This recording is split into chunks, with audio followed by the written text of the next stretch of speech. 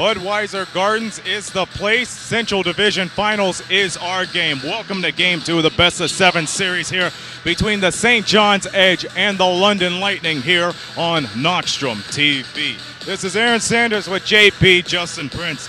JP, a lot of people are still trying to capture their breaths here about what happened in Game 1. Of course, our Deputy Commissioner here, no doubt about it. But before we get to him, first off, what are your thoughts around what happened in Game 1? It was absolutely a heavyweight battle. It was absolutely a heavyweight battle. As Morstone Costas said, it was a bonkers game. To me, it was an insane game. And for this one, it's going to be potentially comparisons to that. Yes, you're going to have players absolutely exhausted, of course, after going to double overtime. But with the amount of depth, and if you have that depth step up once again for both sides into this one, it's going to be an absolute thrower of a game number 2, wouldn't you say, Mr. Deputy Welcome to London, Audley. What's going on, guys? How you doing? You're doing all right.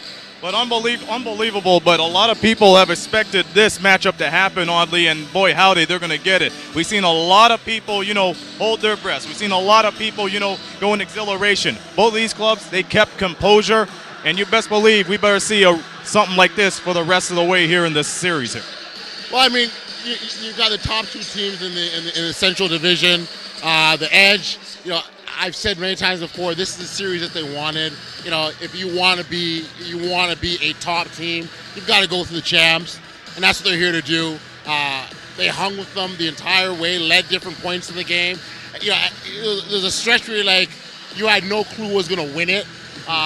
It was just, for fans watching that were here, Budweiser Gardens, or watched online, absolutely entertaining, thrilling, and look, we can't wait for Game 2 to get started. Absolutely. First off, before we get to your point, everybody, we want to say a quick hello to the St. John's Edge viewing party over at Boston Pizza down at Water Street. Hope you're enjoying the game. Hope you enjoy this series too, because you got a good dose of entertainment on Tuesday. You're going to get the same dose of entertainment here tonight. JP, you were going to say. Well, coming into this one after game number 1, this is going to be a game where if you can establish the tempo early on and make sure you establish how things go at the free throw line, which was a big-time factor, mind you, in game number 1, it's going to make things interesting for game number 2, because the St. John's Edge, they held much of the control for about the first two or three quarters of game number 1. If they can close things out and keep the momentum through all 4 quarters, they can come out on top. With London, they keep the same intensity they had through the 4th quarter and through the overtimes to make things back and forth in those final few minutes of the game there for game number 1. It could go either way and could go London's way once again. But again, it's about trying to shift the momentum. Whoever comes on top here for game number 2, they're going to have the momentum heading off to St. John's. So these teams want to try and go up 2-0 so they don't have to stress out once it goes to the 3 games in St. John's. Well, when we talk about what's going on in the Central Division, let's talk about what's going on in the Atlantic Division. The Halifax Hurricanes and the Moncton Magic just kicked off their best of 7 series here not so long ago. We've seen Moncton with the lead and all that other numbers. We've seen what happened in the first quarter. JP, how can you process this? Well, the first quarter, they just absolutely struggled offensively, in my opinion, because for them, they had a lot of missed shots on the outside, and then their ball movement and ball control just seemed to break down in the first quarter, where they seemed to get clustered around, leading to turnovers and bad shot selection. When they did get the good shot selections, the shots usually just bounced off the rim, like inside. I've seen 2 chances inside bounce off the top of the rim. In the second quarter, though, they've absolutely switched things around. I'll say that, Aaron, because they have basically forced more turnovers in the second quarter from Moncton compared to the first quarter, as well as been able to start hitting some good mid-range shots on the transition too, and some highlight plays. They're back into that matchup in the second quarter right now, Aaron. Oddly, another 1-2 matchup, the Moncton Magic. In their first year as a Magic, they make it to the Central Division Finals, but they got a good perennial team as the Halifax Hurricanes to take care of business with. I like this matchup. You got veterans on both sides. Really, guys that have been in this league for a long time and established themselves as top-tier players in this league. And, they're all converging in one series. You have a Halifax Hurricanes that's been on for 6 days. They've had a lot of time for rest. Whereas the Moncton Magic went through a game 5, with the St. John Riptide. So, two different interests. It's interesting to see how well the Magic have come out to start this series, and I think it was double-digit lead last time I checked. But I think it's been a great series. I'm expecting that to go the distance. Final words here before we get things started here in Game 2. We can't talk forever here? No, we can. We are severely timed. A few minutes before tip-off here, oddly. But final thoughts before we get Game 2 started here. I'm just excited to be here. I think this, I'm expecting this to be a really, really, really good series. Both teams are absolutely locked in.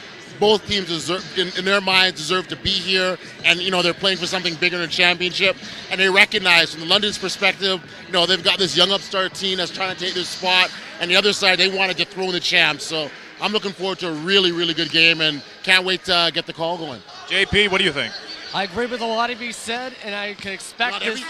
I agree with just about everything he said for the most part, I should say. Oh, boy. You're giving JP a hard time but here. Basically, I think really it's going to be a lot of importance in these first few minutes, especially here after what we've seen in game number 1.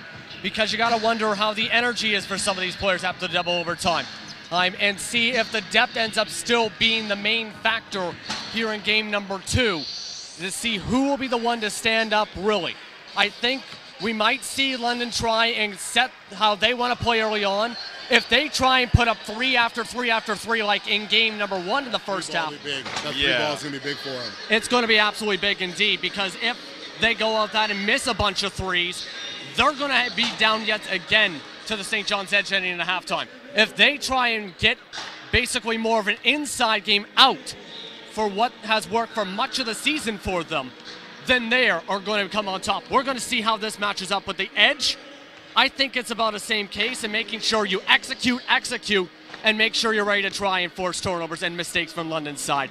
And get ready, because this is going to be an absolute thrower of a game 2. That's right. Pull out the oxygen tanks and bring out all the bags of popcorn you could get. The deputy commissioners in the house here from Budweiser Gardens. We're going to have Brendan Jameson, Chris Croucher, and Tom Croucher on the call for you. We'll see you folks at halftime for the Knoxham halftime. But for now, a few minutes away from tip-off. Game 2. It's the St. John's Edge versus the London Lightning coming up here on Knoxham TV.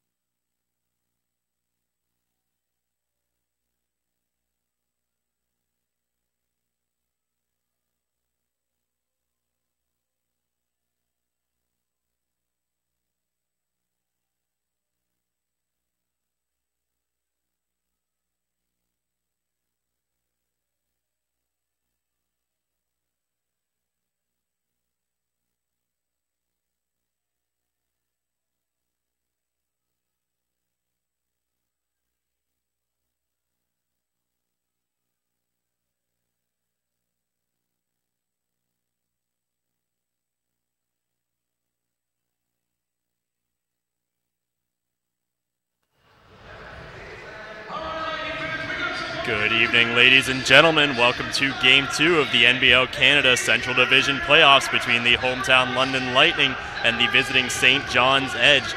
We're here in Budweiser Gardens. Brendan Jameson alongside Chris Croucher, along with Tom on the breaks.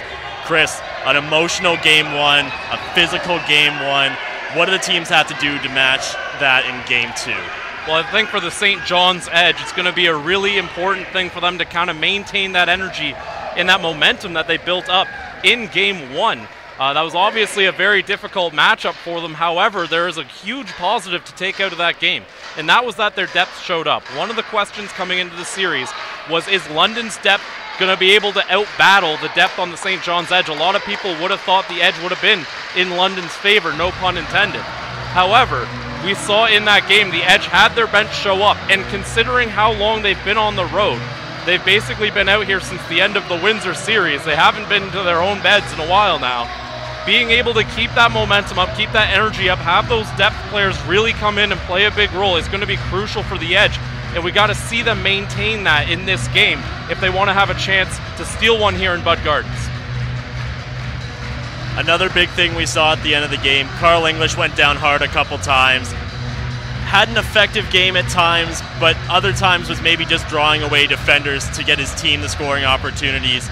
And same with a player like Charles Hinkle, not so effective in the previous game. It's hard to say 21 points isn't effective, but when you look at his minutes and his field goal percentage, not that great. Those two guys are going to need to step up if they want to take a win away tonight. And that's another one of the positives you can take away from Game 1. You had a game in which your two-star players, they had great games. Hinkle had 21 points, 14 rebounds, but he was only 3 of 13 beyond the arc, 6 of 23 on the night. Carl English only 2 of 9 beyond the arc. If you have a game where those guys are kind of struggling to get it going a bit, and you still almost beat the London Lightning, that's a promising sign, because there's no way that guys that good are going to have 2 bad games in a row. And we're going to see them here against the London Lightning, and I have a feeling St. John's is going to be really happy with the early going of this game. Tip-off goes the Lightning ways. Starters on the floor for both teams. Mo Bolden, Kyle Johnson, Doug Herring Jr., Garrett Williamson, and Royce White for the Lightning. No real surprises there. For the Edge, no surprises either. Desmond Lee, Ryan Reed, Jaron Skeet, Carl English, and Charles Hinkle round out the Edge's starters. First attempt the other way doesn't go the Lightning's favor. Edge control the ball. Carl English down low to Ryan Reed. He drives towards the basket. Gets down low. Ryan Reed scores the first points of the game for the Edge. Yeah, and I think there's going to be a steady diet of Ryan Reed. He was one of the most effective players for the Edge in Game 1. Herring Jr. cross half court for the Lightning. Kyle Johnson controls the ball. Williamson over to Kyle Johnson. He'll take a jumper at the top of the key. No good. That's Lee with the rebound. Skeet quickly down to Hinkle. Hinkle flips back to Skeet. English controls it. English drives towards the net. Moose Mass Mo Bolden jumper, no good. That's Williamson with the rebound, driving quickly down the lane. Hinkle's going to pick up the foul there.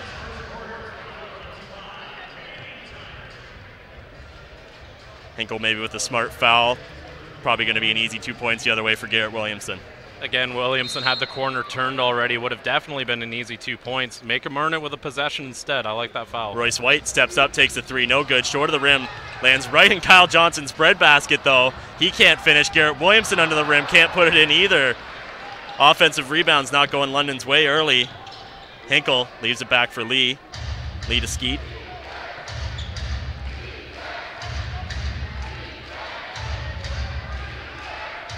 Carl English leaves it for Reed. Reed's going to take a jumper over Royce White, and he'll finish with the foul as well.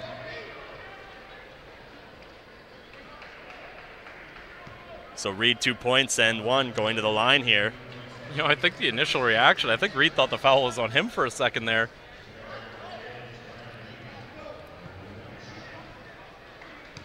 So the fans still on their feet here in Bud Gardens, waiting for the Lightning to drop their first basket. Over a minute and a half gone in the first quarter. And you know, that whole stand up till there's a bucket is kind of a double-edged sword. It's great when the fans get to sit down quickly, but the longer you leave them standing, the quicker you drain the energy out of the building. Williamson looking for an outlet. Herring Jr.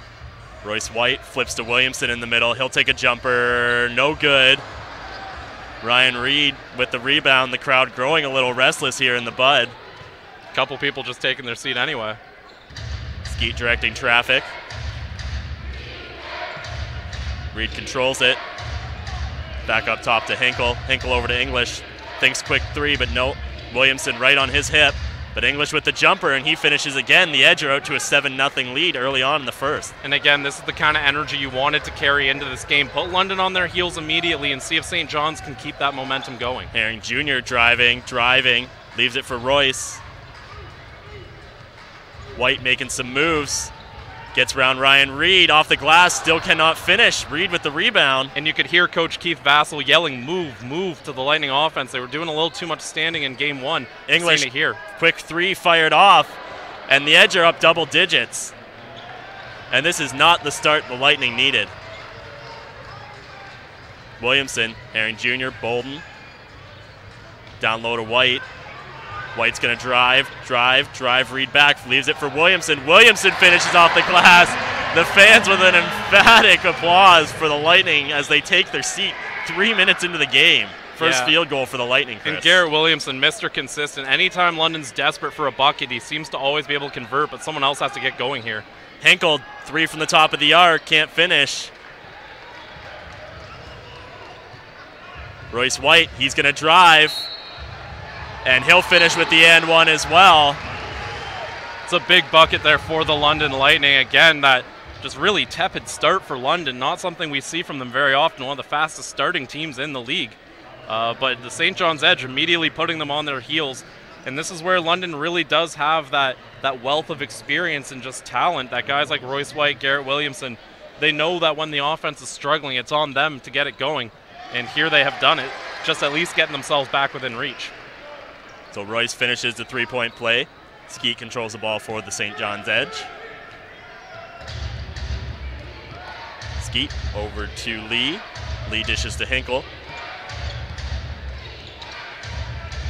Hinkle leaves it back for Skeet. Ryan Reed down low with White, guarding him close. Hinkle with the ball. We're down under 3-2. 1 to shoot. Reed. They're going to say no, he doesn't get it off. That's a shot clock violation. Some great defense there from the Lightning. Strong defensive spot there from the London Lightning. And that's, again, you had that big rush from St. John's, but we did worry about maybe there's some tired legs. You know, I know it's in the early going. I'm not saying they're completely out of gas or anything, but it was important for them to keep that momentum going. Herring Jr. down low to Williamson. Another bucket off the glass and another and one for the Lightning, and they're a free throw away from a 2-point deficit. You get these veteran players, and this is exactly what you have them in here for. Guys like Garrett Williamson who have played in this league a long time and can know that when things aren't going the team's way, you got to let it just be water off your back. You just got to be able to get some buckets, get your team back in, and Williamson doing just that. Ryan Reed already at 2 fouls. Williamson misses the free throw, but grabs his own rebound, misses the second chance opportunity. Mo Bolden playing tough at the rim. He's going to get fouled. That's Grandy Glaze picking up the foul on Mo Bolden. Mo Bolden playing tough on the interior, something we didn't see him do a lot of last game. Yeah, Mo Bolden, I think, spent a little bit too much time outside in game one. Took a lot of threes that maybe weren't the best shots. However, he is most dangerous when he's able to combine that inside-outside presence. So you like to see him down low, earn some buckets down low, then you can take the three. And that's something Mo Bolden's clearly got in his head tonight as he's playing real tough on the inside already. Bolden converts 2 of 2. And just like that, that Edge 10-point lead is evaporated. We're down to 10-9. Skeet across the timeline, leaves it for English. English over to Glaze, leaves it for Lee. English top of the arc, over to Glaze. Glaze drives. Nope, leaves it for Skeet in the corner. He's going to drive to the rim. Little floater, no good. Kyle Johnson grabs that rebound. Him and Williamson with the switch. Williamson, corner to Mo Bolden.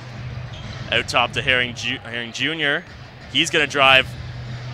Mo Bolden going to take his first free of the game, and Mo Bolden gets himself a hot three to start, and the Lightning have jumped out. 2-point advantage, 12-10. That's exactly what I'm talking about. I want to see him do that work inside, then take the three. Open it up for yourself. Big pass over to Desmond Lee, who's open for the three, and the Edge come back and answer with a big basket of their own. Williamson dishes to Johnson, flips it to Herring Jr., Mo Bolden, Royce White. Some great ball movement here from the Lightning. White's going to drive over top of Hinkle. 2 points for Royce White.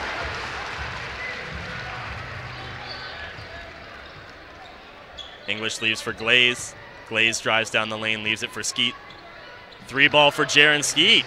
And this is much better shooting than what happened with the Edge late in game one.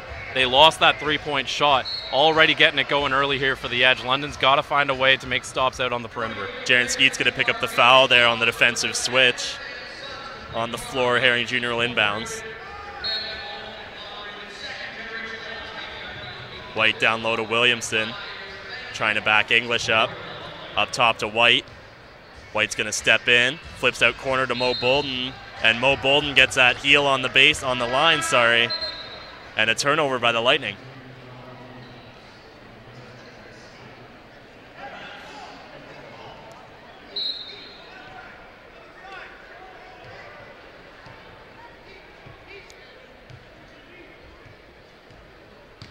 So that's Karan Williams, who's checked into the game for the Edge. Played some big minutes in game one for the Edge. Hinkle dishes for English. English drives, pushing Bolden back towards the basket. Glaze flips corner to Karan Williams. He takes a three, and off balance, Karan Williams nails it. Oh, Grandy Glaze trying to anticipate the pass. Gets a shoulder in on Royce White. And a second quick foul on Grandy Glaze. Just under 6 minutes remaining here in the first quarter. We're going to take a quick media timeout. Tom, your thoughts on the first 6? Some early thoughts here. I would go with the fact that St. John in that early run was really fueled by the fact that just discipline. Ryan Reed, the 2 fouls are going to be critical because he was a really key component of that. Honestly, this, based on the first few minutes of this first quarter and the game previously, it's all about ball movement. It's all about offenses moving. Carl English did a great job in that early part in whether he got the ball, moving off the ball, or he was opening up lanes for other guys, really effective. And then London just was able to get effective. When they get stuck, it's because they're static. They need to be able to move around and allow Royce White to kind of find guys cutting. Garrett Williamson was really a key figure in kind of getting it going. The long time standing up for the London fans, but Garrett Williamson able to get some movement going and really unlock it, but they have to avoid getting into that rut offensively. Just going back to your point about Carl English, there was one possession there that ended with Hinkle taking a three-pointer. I thought it was just a really, really brilliant move by Carl English. He drew 2 defenders by himself, and that's what opened up Hinkle to just go around one screen and have an open 3. Just because any help defenders, any kind of extra pressure that would be coming, had already been sent over towards Carl English's way. And when you see Carl English maybe running a half marathon in the half court, it just encourages you to get moving as well. I also did just want to say to the viewers, we did catch that St. John. It's St. John's. We know it. We will do our best to make sure it never happens again in this game, and we apologize if it ever does have one more slip up. So the Lightning with the inbounds pass here. Kyle Johnson controls it. Hit. Williamson to Johnson. Johnson with a quick 3 from the top of the arc. No good. English grabs the rebound, leaves it for Williams. Williams trying to set something up for the Edge. He's held on to this dribble for a while now, demanding some movement. Anybody get an open. Carl English is going to drive the lane. He gets the floater off the glass. No good. Royce White with the rebound. White's going to fleeve it for Herring Jr. Flips to Mo Bolden, takes a 3. No good. Glaze grabs that rebound. Lee down the court. Down low to Glaze. Glaze off the glass for a quick 2. And that's one where just Grandy Glaze outran everyone down the floor. He was able to completely hustle and ditch his defender and get the bucket there. You love seeing that kind of work ethic in transition. Mo Bolden backing Charles Hinkle up towards the basket. Royce White top of the key. Williamson down low off the glass, and a tough basket for Williamson over Carl English. And you know, Garrett Williamson's so good at hunting the chest. He looks for that contact, tries to make that contact, and you're just so well for it. Williams leaves it for Glaze, flips it back to Karan Williams. English leaves it for Glaze. Hinkle goes to the glass, cannot finish. And Mo Bolden almost an ill-advised pass there to Herring Jr. Fortunate the Lightning to keep a possession there. White sets his dribble. Again, no one moving. There we go. Herring Jr. And just a little too strong for Royce White, and a waste of an offensive possession there for the Lightning. You know, that's just another possession where no one was moving. And even if the ball doesn't come to you, you want that movement because you at least get defenders thinking. You get them looking in the peripheral and maybe not right at the guy they're defending. You just want to have that because that's how you get those miscommunications that can lead to buckets, just by having that bit of chaos on the offensive end. Glaze. Looking for some movement. He's going to drive. Dishes outside to Ellenson. That's Lee with the three from the corner, and Lee hits a three. Desmond Lee having a heck of a series for the Edge. Herring Jr. tries to flip down low to Boyd, but it goes off some hands. But Williamson there, that veteran move, always with his eyes on the ball. Quick hands finishes the play. Glaze driving on White. Glaze goes to the basket, can't finish. White with the rebound. Great hustle defensively by the Edge to get back there. Anderson, Julian Boyd, top of the arc. Three ball, no good, too strong. That's Williams with the rebound. Over to Ellenson. Ellenson lips for Hinkle. Ellenson over to Williams. Williams moves around the screen, leaves it for Glaze. Glaze into the corner to Ellenson. Three balls good from him. He's a guy that was oddly quiet for the Edge in game one. We talked about their depth being a big factor, and Ellenson was a big part of that in round one. Didn't do much in game one. White tries to drive to the basket. Ellenson's going to pick up the foul defending him.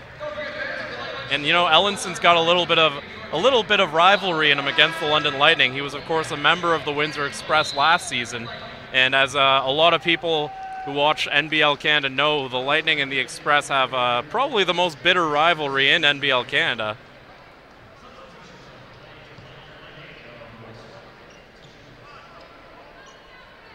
White doesn't convert the first free throw.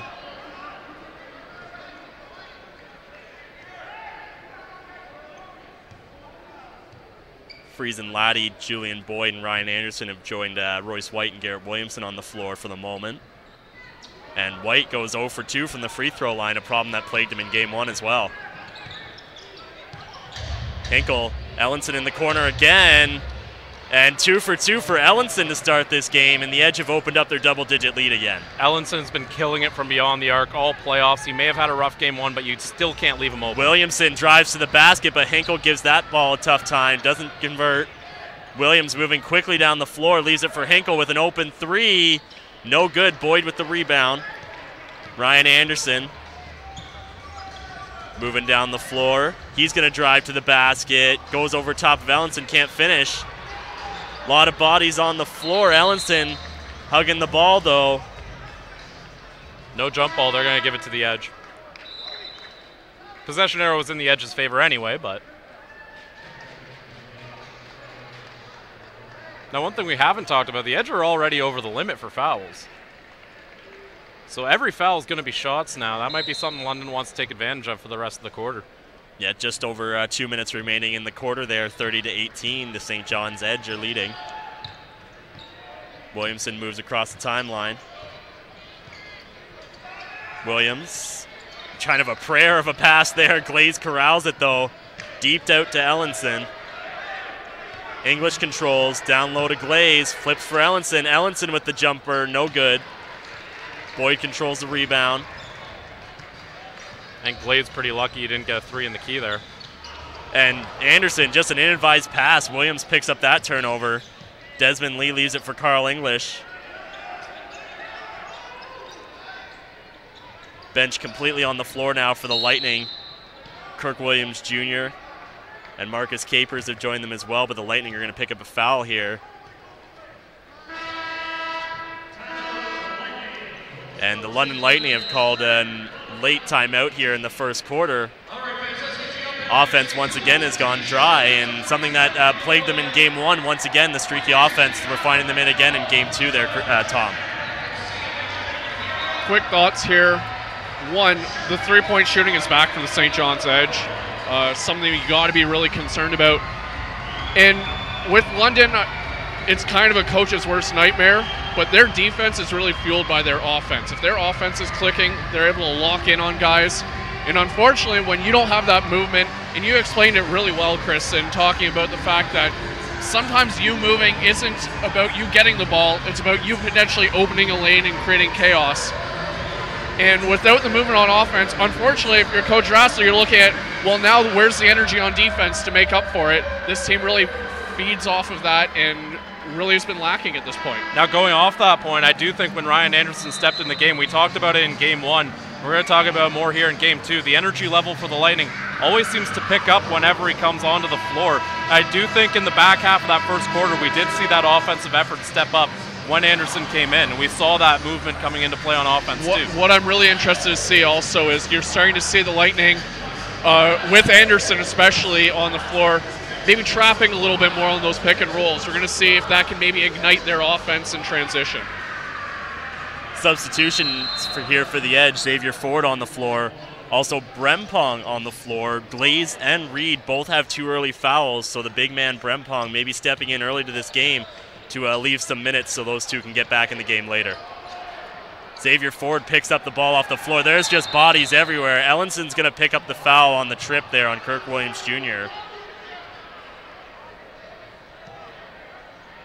Or sorry, no. I think it was a kickball. No, yeah, sorry. We're going to get a kickball on Kirk Williams Jr., so the Edge are going to maintain possession here.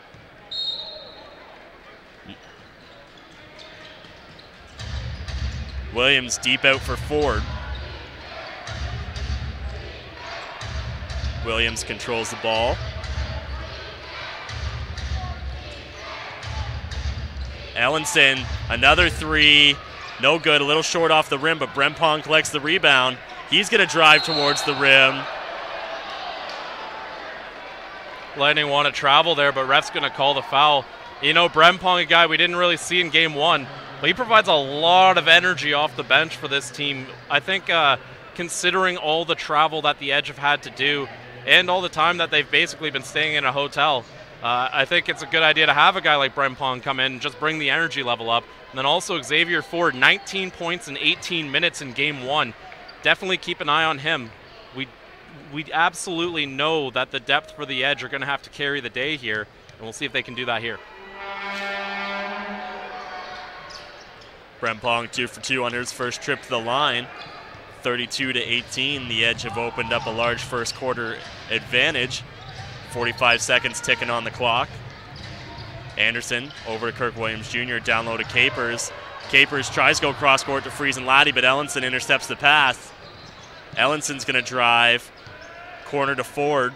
He'll take the jumper. That's partially blocked by Capers. Kirk Williams Jr. collects the ball. Leaves it for Capers. Capers can't finish off the glass.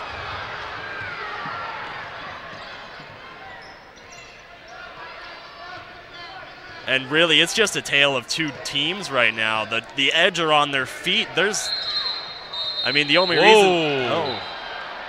And I think we see a little bit of that Windsor and London beef coming into play there as Capers and Ellenson going after each other. But the Lightning bench, just very little energy right now, Chris. They're sitting... You know, London's had one of the more enthusiastic benches all year, too.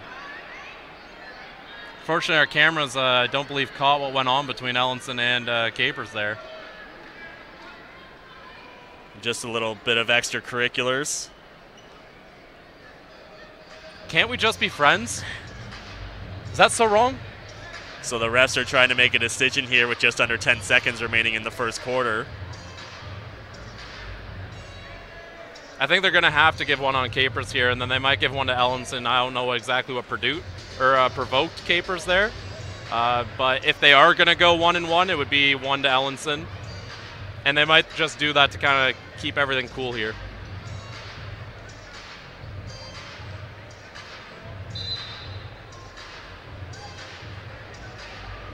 I think it might be just the one on Capers. It looks like they're just giving a hold there to Capers. Yep.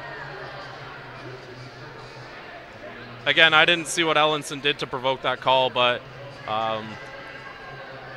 based on the information we have, I think you could say one to Ellenson is fair. Or pardon me, one to Capers is fair. Ellenson drains his first.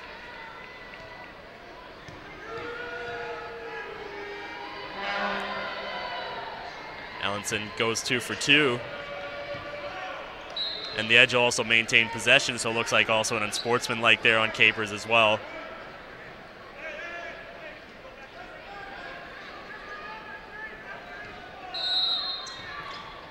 Ford flips to Williams. Clock ticks down. 5 seconds to shoot. Brempong controls the ball. And now Julian Boyd's going to pick up the foul on the floor on Carl English. So 3 seconds to shoot here for the Edge. It's like they noticed the foul count, decided to break closer to even.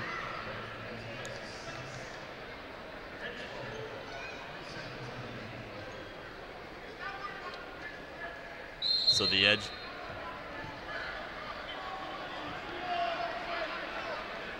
And we got a technical we've got there. a bench technical here. Just shooting yourself in the foot, you're already down by quite a bit. Down 16, you can't be taking tacks.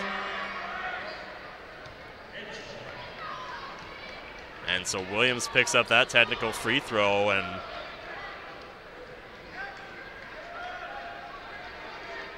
Tom, you actually got a better look at the foul situation there. Do you want to just explain that? I just wanted to say, you know, as we get this last play, Ellenson, a prayer of a three just off the rim, so we'll go into the first quarter break. The Edge with a 17-point lead, 35-18. Tom, let us know what you saw. well, Chris, you were talking about the discipline at the end there. That was three points right for St. John's that were No effort on them. no free throws. Yeah. London, really, the discipline at this point, you gotta have the focus, not to get distracted by some of the foul calls. I know it's easy to say from up here when you're not in the heat of the game, but yeah, when you're already struggling, last thing you need to do is give up 3 points. You can't give up 3 points and the ball. And Wally Ellenson has been shooting lights out early. Welcome to the series, Wally Ellenson.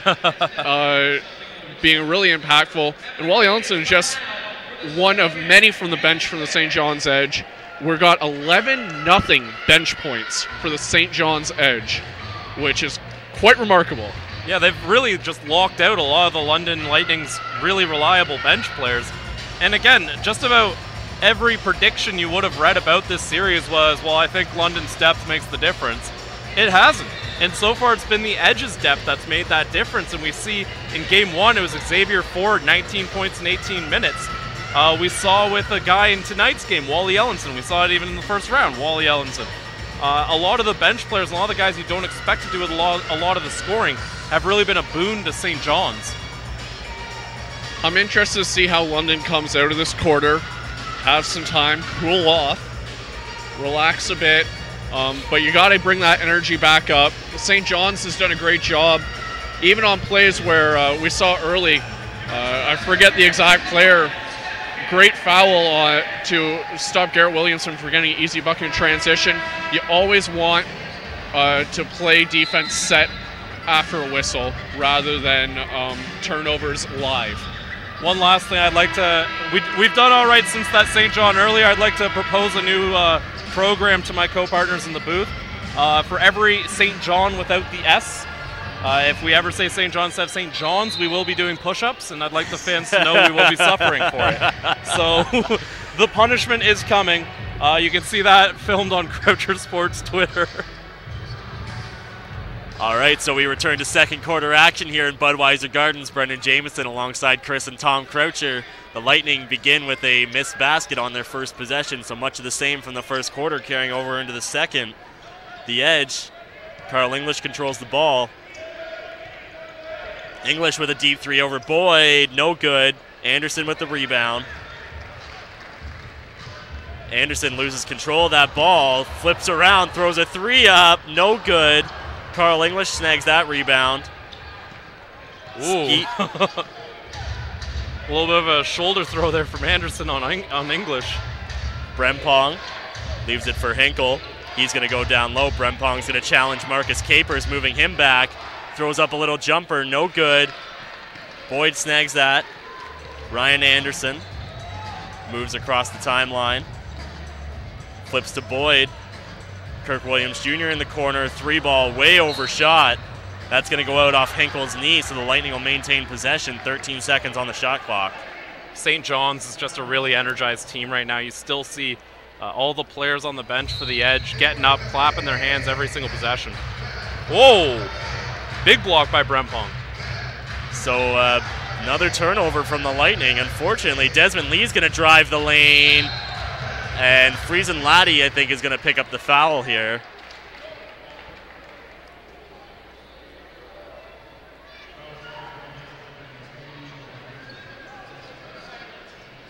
So the Edge once again return to the line.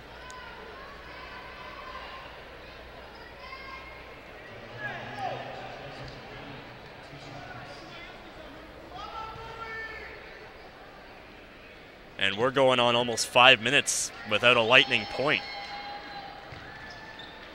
Whereas the Edge have no problem pouring it on here early in the second quarter. Still a lot of basketball to be played, but I mean, London was held to 18 points in a quarter. That's almost unheard of this year. And we mentioned in the first game, too, this St. John's Edge team just knows how to defend these Lightning teams early. And another turnover from the Lightning. Skeet controls the ball for the Edge. Over to Hinkle. Hinkle's going to step inside with a quick jumper, and he strokes that in. A beautiful shot from Charles Hinkle. You know, Hinkle, a guy, he had a lot of points, but the shooting number wasn't spectacular, having a much better night so far. It's going to be a foul there on Friesen Laddie. Him and Carl English having what I'm sure is a jovial conversation.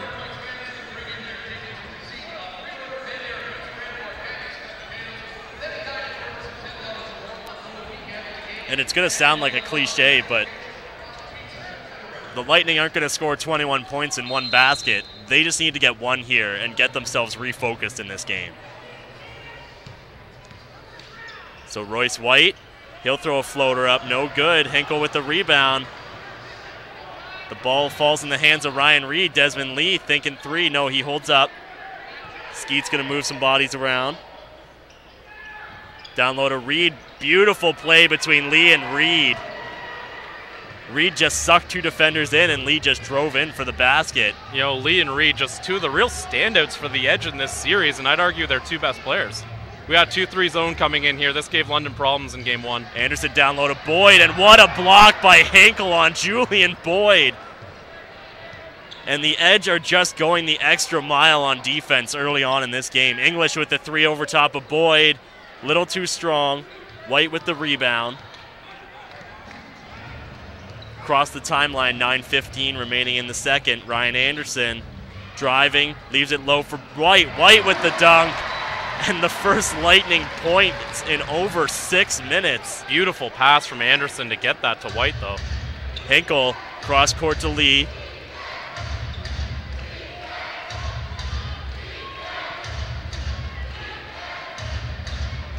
Ryan Reed. He's going to back up. White up top for Skeet. Skeet three ball, no good. White controls the rebound for the Lightning. White leaves it for Friesen Laddie. Corner Julian Boyd. Three ball good for Julian Boyd. And a timeout here from Coach Dunlap.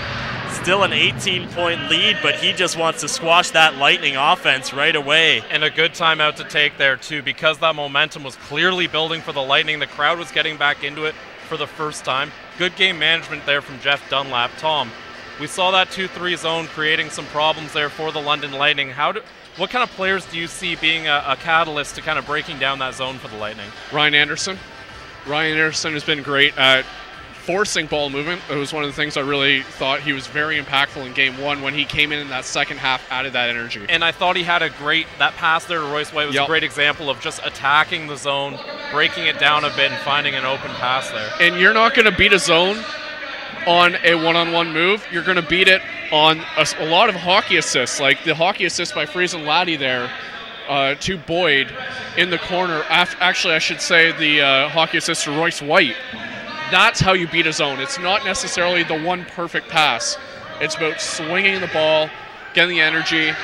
They've got a lot of work to do because the St. John's Edge have been just gritty, playing through Ryan Reed. We have to watch that foul situation. You got to like that the coach showing a lot of confidence going to him with 2 fouls and plenty of time left in this second quarter. Something to monitor, but he's a catalyst to the offense in many ways. When he's on the floor, he can match up with White. I'm interested to see how the bigs go forward for St. John's the rest of this game. 1 for minutes and 2 for just their ability to contain Royce White. And we mentioned the fouls on Ryan Reed. He had 2 early in the first quarter. Hasn't picked up a single one since. Still sitting at just 2 fouls so far in the game. Brendan. So we return from the edges inbounds. Skeet controls over the half-court line. Over to Carl English. Royce White defending Ryan Reed down low. And without a big body like White on him, Reed just runs wild down low in the post. Again, a steady diet of Ryan Reed buckets is going to be a key. A little bit of miscommunication on the defensive end there. Ellenson Hinkle talking about who should be guarding which spots on the floor there. Johnson over to Capers. Capers, a little bit of a size mismatch on Skeet there. Corner no good from Anderson. Hinkle controls the rebound. Hinkle leaves for Skeet. Capers giving him problems. Ooh. And Capers is going to pick up the foul there as Skeet runs him over. It's only the second on Capers there. Hasn't been a ton of guys in foul problems as both teams have been really working their benches. Reed playing this many minutes without picking up a foul is pretty important too, because Grandy Glaze was also at 2 fouls. So anytime you can have that amount of clean minutes from your big is a really good sign for the Edge.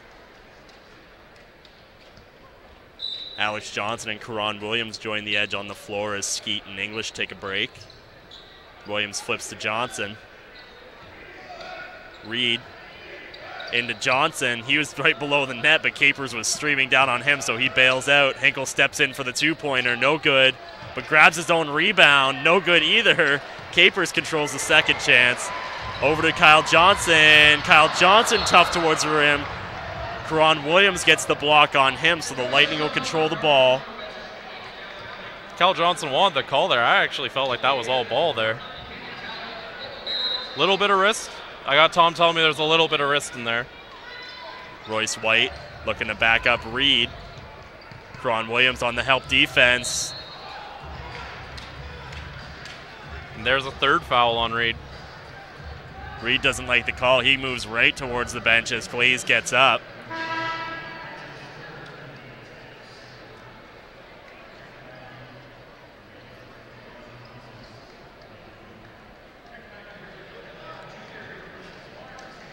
So Royce White back to the free throw line.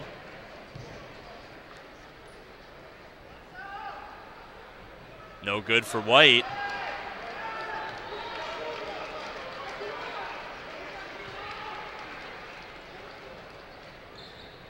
Oh for 2 for Royce White. And once again, White's inability to make free throws, just shooting the Lightning in the foot. And those are free points you're just leaving on the floor there. It did cost them a lot. They had 11 missed free throws heading into the overtime. Karan Williams controls the ball for the Edge. He moves past the screen, flips over to Johnson. Johnson with the deep 3 ball, no good. Bolden with the rebound. White moving swiftly down the court. He moves past Hinkle through Glaze, throws it up.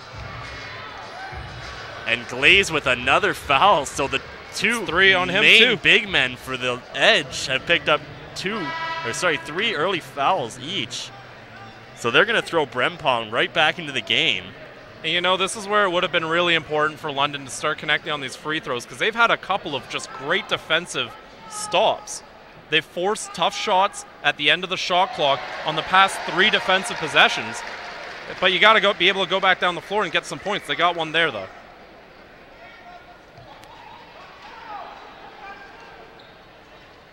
So White rims out on his second shot. 43-24, the St. John's Edge lead. 6:40 remaining in the second quarter. Alex Johnson dishes down below for Karan Williams. Great block by Royce White, but Brempong right there to put it away for the Edge. That's why I love Brempong's game. He just brings that energy to your team and works so hard on the inside to get those rebounds. Doug Herring Jr. drives, leaves it for Royce White, and cannot finish the slam.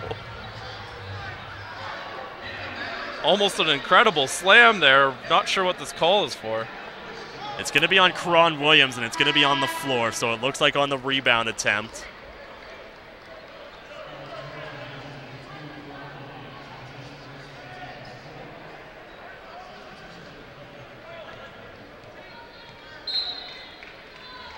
Herring Jr. dishes into White.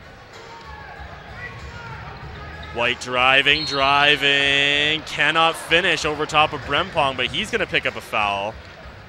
I think White might have got hit in the face again. Looked like he was checking his nose. Had to take the mask off for a sec.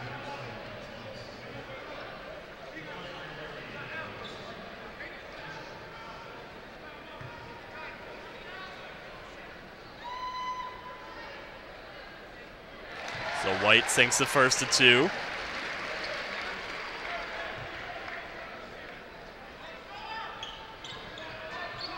Two for 2 for Royce White. The fans appreciate the effort. Johnson to Hinkle. Hinkle leaves for Williams. Johnson driving, gets inside. Kyle Johnson gives him troubles. Royce White controls the rebound. Royce over to Herring Jr. Mo Bolden in the corner, 3, and great shot from Mo Bolden. They really needed that. They've had a bunch of stops, haven't been able to put many points up after them. Being able to get some points and in a steal. Mo Bolden with the steal, and he finishes with the big two-handed slam. That is exactly what you want from Mo Bolden. You have to call a timeout here. And Jeff Dunlap just throwing those timeouts around. He wants none of the Lightning's offensive business right now. Tom, what do you know? So, what a surprise. Transition buckets for the London Lightning, sparking this, forcing a timeout from the St. John's Edge.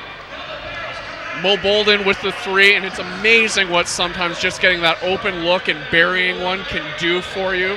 Your confidence really been just a grind for the Lightning offensively, and you get those transition opportunities. Unfortunate, Johnson fell down and kind of created that man advantage in transition, but the Lightning took advantage.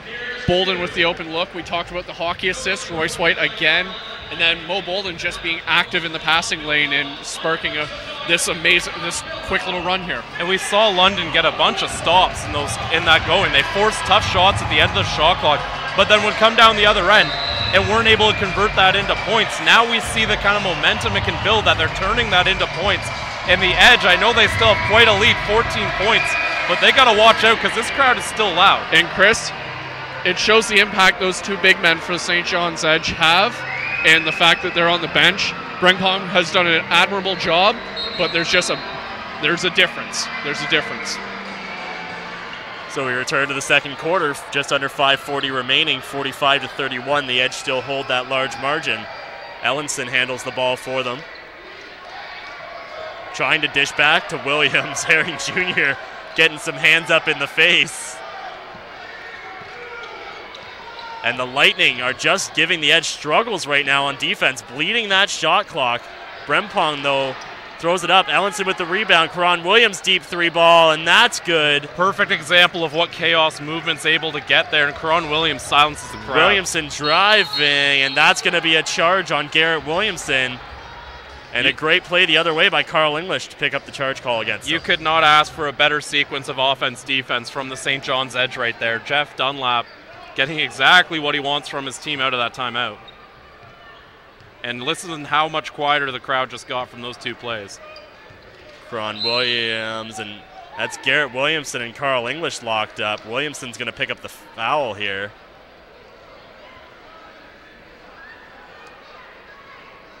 Coach Vassell getting in there with the grouping of Royce White and Garrett Williamson as well.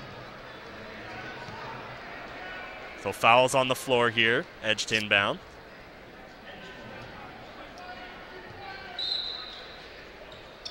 Carl English leaves it for Karan Williams. Williams over to Ellenson. Ellenson faking the 3 ball. He's going to drive, though.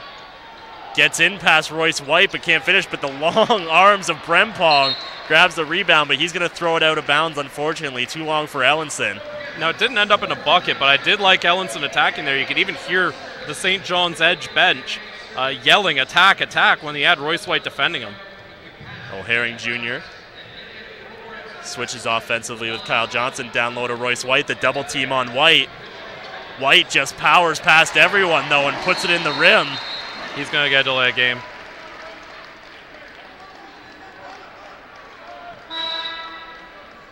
Pardon me, they're not actually going to give him a delay. I was worried they were going to give him a delay of game foul. He just kind of tapped the ball and it went into the crowd there. I think the ref's just giving the Edge time to get the ball back. So Brempong inbounds to Williams.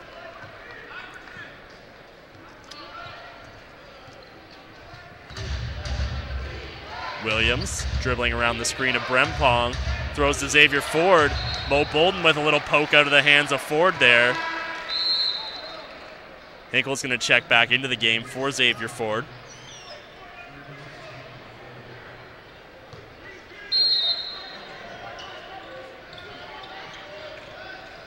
Desmond Lee down in the corner to Hinkle. He's going to back Garrett Williamson up. And a great block by Garrett Williamson. Hinkle trying to move Williamson around towards the rim, but Williamson was having none of it, standing his ground. Williamson played that perfectly to get himself that block. So 6 on the shot clock here for the Edge. Out in the corner to English. He needs to get the ball off, and he drives to the rim. Bolden grabs the rebound. White controls for the Lightning. Garrett Williamson all alone under the rim. A defensive miscue there for the Edge. And a two-handed slam from Garrett Williamson. And we saw it earlier with Ellenson and Hinkle, and now we see it there. A little bit of miscommunication in setting up the zone, and as Lee goes down to the floor. Lee just kind of runs into Kyle Johnson, ends up on his tush. Williams dishes to Lee, back to Williams. He's going to drive. Brempong with a little jumper, and Brempong finishes. Again, Brempong did not play much in game 1 at all. Getting a lot of minutes here and doing great work with it. White drives on him, and a great move by White underneath the net. 2 points for the Lightning. And Cron Williams driving quickly the other way. Charles Hinkle, he'll take a step-up shot from the free throw line. 2 points for Hinkle. Some quick offenses happening both ways here. Royce White flips out to Bolden. Over to Williamson. Williamson out to the corner to Kyle Johnson. 3, no good. Too strong for Johnson. And that's going to bump off the Edge player. Bail him out. Hinkle and Bolden with some inadvertent contact there, so the Lightning will grab the turnover in their own offensive zone. .249 remaining here in the second quarter. 52-37. The Edge hold on to that 15-point lead. Fouls are even at 5 apiece for both teams.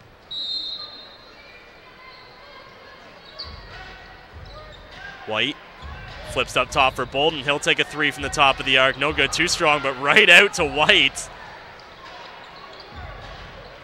Activates his dribble, cross court to Herring Jr., corner to Mo Bolden. Mo Bolden takes a step into, no good. Lee with the rebound. Carl English moves around Brempong, screen, steps up, takes a 3, and the MVP drains a quick 3 around that screen of Brempong.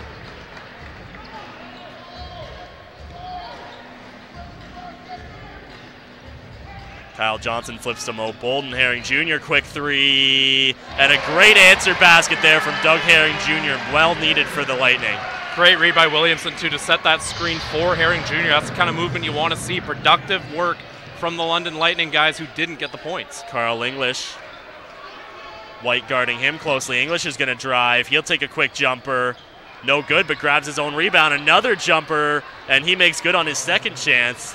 Some fortunate bounces both ways today for both teams. Williamson drives, leaves it for Bolden, and we're going to get an offensive foul on Garrett Williamson. Left his feet and kind of ran over Charles Hinkle there. Hinkle's been sneaky good at that in both game 1 and here at being able to get that charging call. Got to be aware of that when you have Hinkle matching up against you.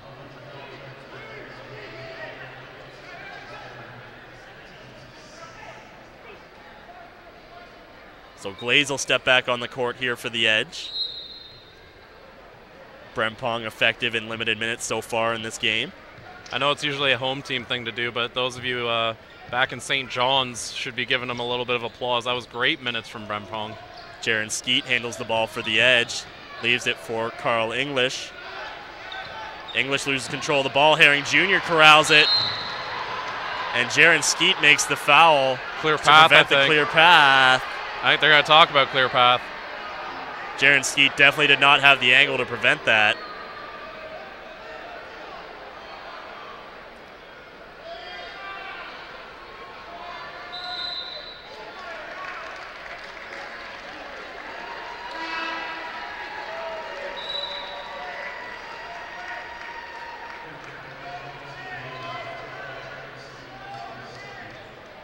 Ryan Anderson checks into the game for the Lightning. Garrett Williamson takes the seat on the bench.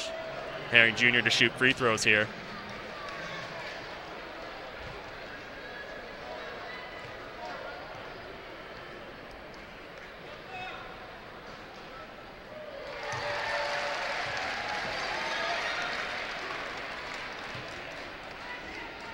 Lots of talking both ways between both teams, the refs, everyone's kind of getting involved in this game.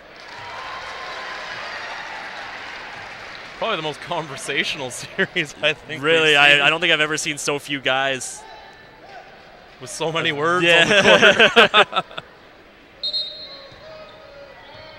So the Lightning control possession. Herring Jr. with the ball for the Lightning. He'll take a quick step up three. Herring Jr. no good. Kyle Johnson corrals that rebound, though. He'll activate the dribble, trying to make a move past Desmond Lee. Up top to Royce White. White behind the back. Flips up top from Mo Bolton. Anderson three, and that's a great shot from Ryan Anderson. Great movement from the London Lightning. White finding Bolden. Bolden making that key extra pass.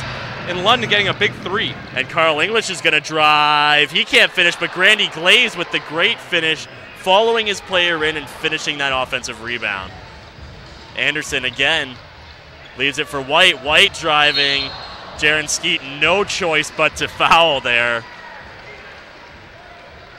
You know, for London, only 35 seconds left in the quarter. It's going to be tough, but I think you got to get it to 10 points heading into the half.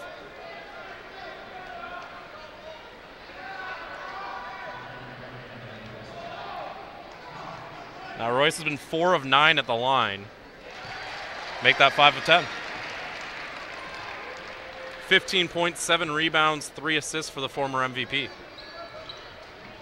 So White misses his second. 59-46, 32 seconds on the clock.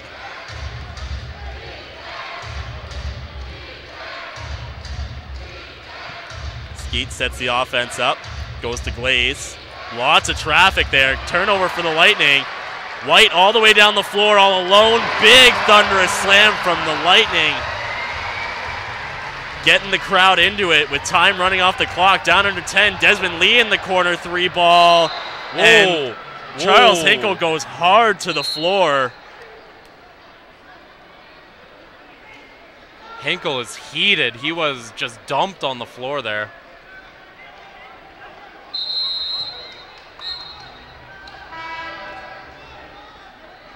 So the basket counts. And which, by the way, London has to get back. That was Herring Jr. bumping Hinkle there. But if you're London, it's great that you hit the big shot on one end, but you got to get back the other way, and that Desmond Lee shot came because of that. Herring Jr. drives, cannot finish. Hinkle gives him trouble down the other end. So we go into the half. The St. John's Edge come into the Lightning building again, and they'll leave with a double-digit lead going into the third quarter.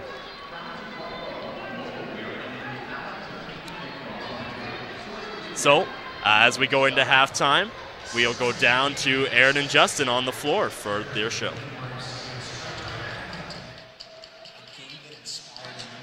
All right, gentlemen, 14-point break at the intermission. The St. John's Edge taking a 62-48 lead here as we welcome you down here courtside for the Knockstrom halftime. Aaron Sanders, JP, Justin Prince. JP, you know, at this point in game one, it would have been a close contest, but you know what? Because of the ball movement and great execution from the St. John's Edge on the inside, they made sure they don't want to go back to the Mile 1 Center down 0-2. That is for sure right now, because the Edge, especially in the early parts of this game, were really looking really good. Inside, setting up the plays on the outside. In the first quarter was the main focus, really, because they had set up they set the play up on the outside of the perimeter, go inside, and if it's congested inside, they've been going to the open three-point shot. And now, with the up-tempo offense, especially in the past few minutes, that's been setting up more plays inside when the double team comes from London to try and prevent that. Which, if the inside's still congested, they either get the offensive rebound or get the putback. Just absolutely great play calling and great ball movement for the Edge so far in this one. London's been trying to counter, but it's been an absolute struggle. Well, absolutely, and one of the struggles, too, is at the free throw line. We've seen Royce White miss at least 3 or 4 of them, and you know what? If he would have made those shots, this game would be a little bit closer. They're going to the line, but unfortunately, they're not finishing on what most would expect to finish off like. Yeah, just above 50%, I believe, right now, because before his last trip to the line, he was 4 for 9. This team before then, 5 missed free throws. Royce White makes 5 of them, or 6 of them they missed. They make 5 of them here at least. It's a whole different ball game. It's a single-digit lead here. Absolutely. Just shows the absolute importance with the free throws that came up in game number 1. They got to find a way to drain those free throws, or else it's going to stay double digits for the rest of this one. And remember, keep in mind, too, at this time of game 1, both of these clubs were shooting dismissal performance from the three-point line, but you know what? It's a different story now. It's an absolutely different story because the Edge, they're still shooting. They're very well shooting right now. London, they're shooting like they did in game 1 in the first half of game number 1. So something has to give here because they've been throwing everything in the kitchen sink on the defensive side to try and stop the Edge's offense. But double teams aren't working. Man-to-man isn't working. I think right now you got to go to the drawing board and try and figure something, whether it's changing to more man-to-man with the double team coming maybe once they go inside to try and trap them inside, but maybe a triple team in fact, or try and switch up the zones. Something has to give on the defensive side if London wants to have a shot to catch up to the Edge. And the one thing for sure, since everything's clicking all cylinders for the St. John's Edge, of course the folks down at Water Street are happy with how their team is doing, but one player that stands out to me is Wally Elton. He was a little bit dormant in game 1, but now he's stepping up. He made 2 threes as far as I'm concerned, and he's looking to get more points on his score sheet here tonight. More points for sure, and absolutely hustle plays. Being a part of a couple big-time blocks, in fact, for the Edge in this one.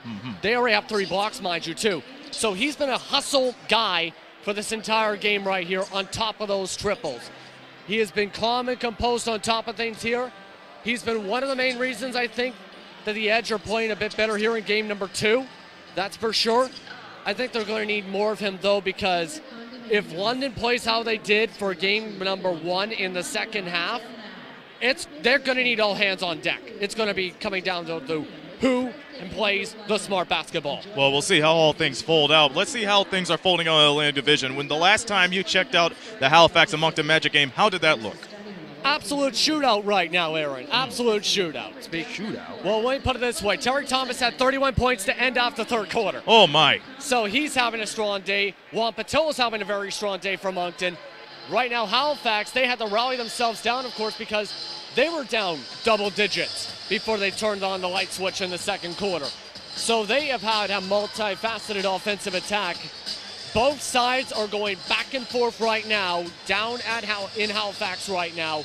I think it's going to go down to who has the momentum really in the final few minutes. In fact, I think Halifax has the momentum because they're showing the scoreboards for this while the Central Division Finals are going on here. According to the score sheet to the left of us right now, it's 101-88 Halifax.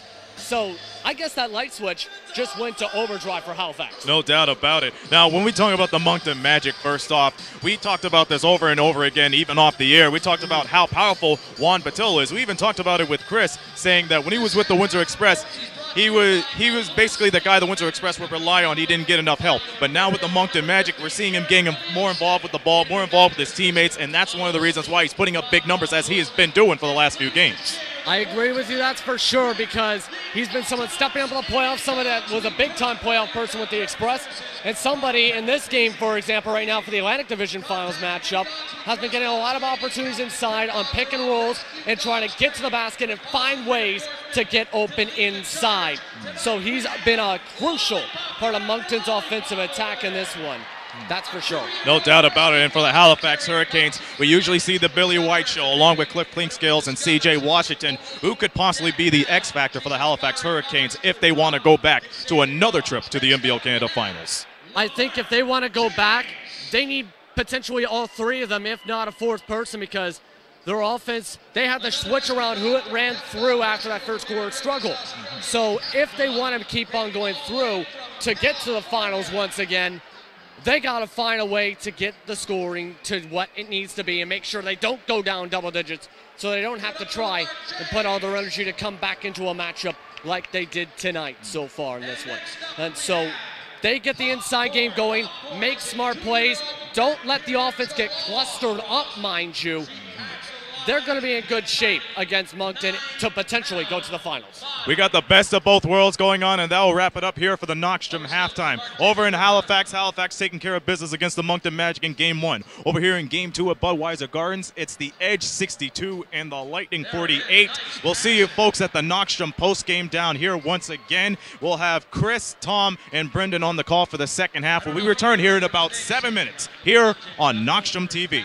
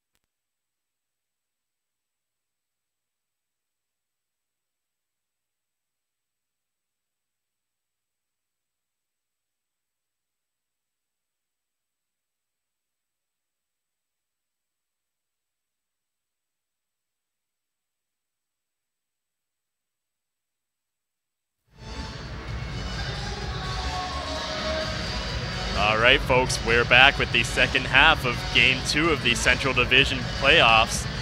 The Edge coming out of halftime with a 62-48 advantage over the hometown London Lightning. Chris, it was another excellent effort by the Edge in the first half. Hold once again the Lightning under 50 points. They just seem to know how to do it to them. Yeah, it's really been hard to do against the London Lightning. If you include Game 1, it's only happened 8 times. And the St. John's Edge have been responsible for 4 of those games. So Reed tries to feed Lee going in quickly towards the rim. That's going to go out off Royce White's hand. And, you know, just going off of how St. John's has been so good at defending the Lightning in that first half, it's because really both teams profile the same way. They both have your long, lanky wing guys, and they've got some girth down low with a guy like Reed. Oh, man! Skeet just throws up a prayer at the end of the clock and finishes for the Edge. Anderson, corner 3, no good. Ryan Reed bats the rebound to Skeet. Desmond Lee quickly down the floor.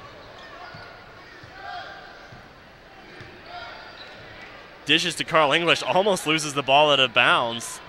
Ryan Reed, he's going to try to move past White. Goes down on a knee, and White's going to pick up the foul there on the push in the back. I thought Reed, I didn't think it was a push that knocked him down. I kind of thought he just rolled his ankle maybe a little bit. Little sidestep off the foot. Either way, a foul on the floor for the Lightning. Skeet inbounds to Carl English. English trying to make a move past Bolden. Bolden gets a hand on the ball, but English loses him. English 3 off the backboard. Garrett Williamson driving quickly over to Ryan Anderson. Anderson drives the lane. He loses control of the ball. Hinkle picks it up. Desmond Lee in the corner. Flips to Reed. Reed's going to take a step-in jumper. No good. Can't complete. Mo Bolden with the rebound. Garrett Williamson drives inside over top of Ryan Reed, and Garrett Williamson with the finish. You know, this is how London played at the back half of the second quarter, forcing difficult shots by the Edge and getting some good key buckets of their own down low. If they can keep this up, they can get themselves back in. And Ryan Anderson catches Ryan Reed unaware. Anderson down the floor, leaves it for Mo Bolden. He'll get an easy 2 off the glass. English just lets him have the bucket, saves himself the foul. And that gets a little bit of energy into this building here. The crowd coming out of that half a little quiet. They're getting a little more back into it now. Well, maybe not everyone in their seats yet. Concession lines get a little long here. Gotta get a beer. Yeah. Ryan Reed down low. He's going to take the jumper over top Royce White. That falls incomplete. White moving down the floor. There's a little bit going on the other end here with Skeet. So that's not going to be a bucket. They're going to call the foul on Herring Jr. then. Herring Jr. and Jaron Skeet were getting in contact on the other end. And now they're discussing if the bucket's going to count or not. The foul was way behind the play.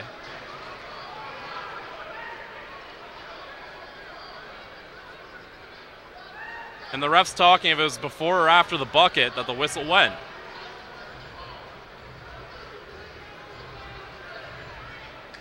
It was Herring Jr. and Jaron Skeet. They both had their arms linked up. Neither player really getting out of each other's way there. The ref was probably right to call a foul, but a little problematic with the timing of it to see if it'll count as a bucket or not.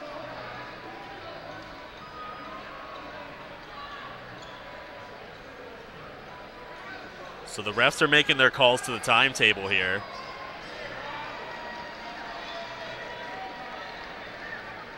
Coach Jeff Dunlap doesn't seem too impressed on the sidelines there, so this call might be going the Lightning's way. Yeah, looks like they've counted the bucket there from Royce White.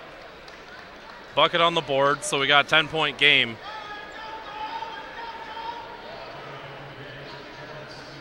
And then the Edge gets shots? I believe Skeet's going to get shots, and it maybe looks like Herring Jr. might get shots the other way. Okay. So Skeet sinks this first.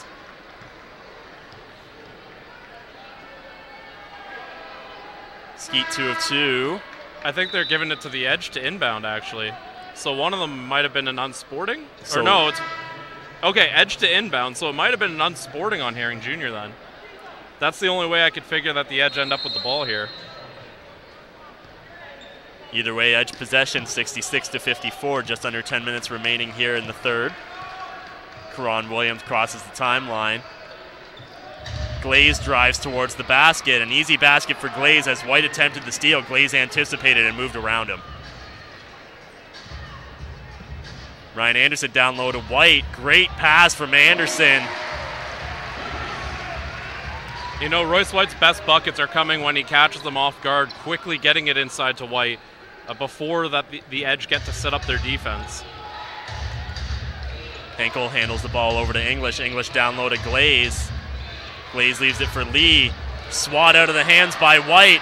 White goes down the floor to Williamson. Williamson, a big two-handed slam. Down to a 10-point lead. The Lightning fans getting back into this game. The Lightning with some great transition buckets early on in the third quarter.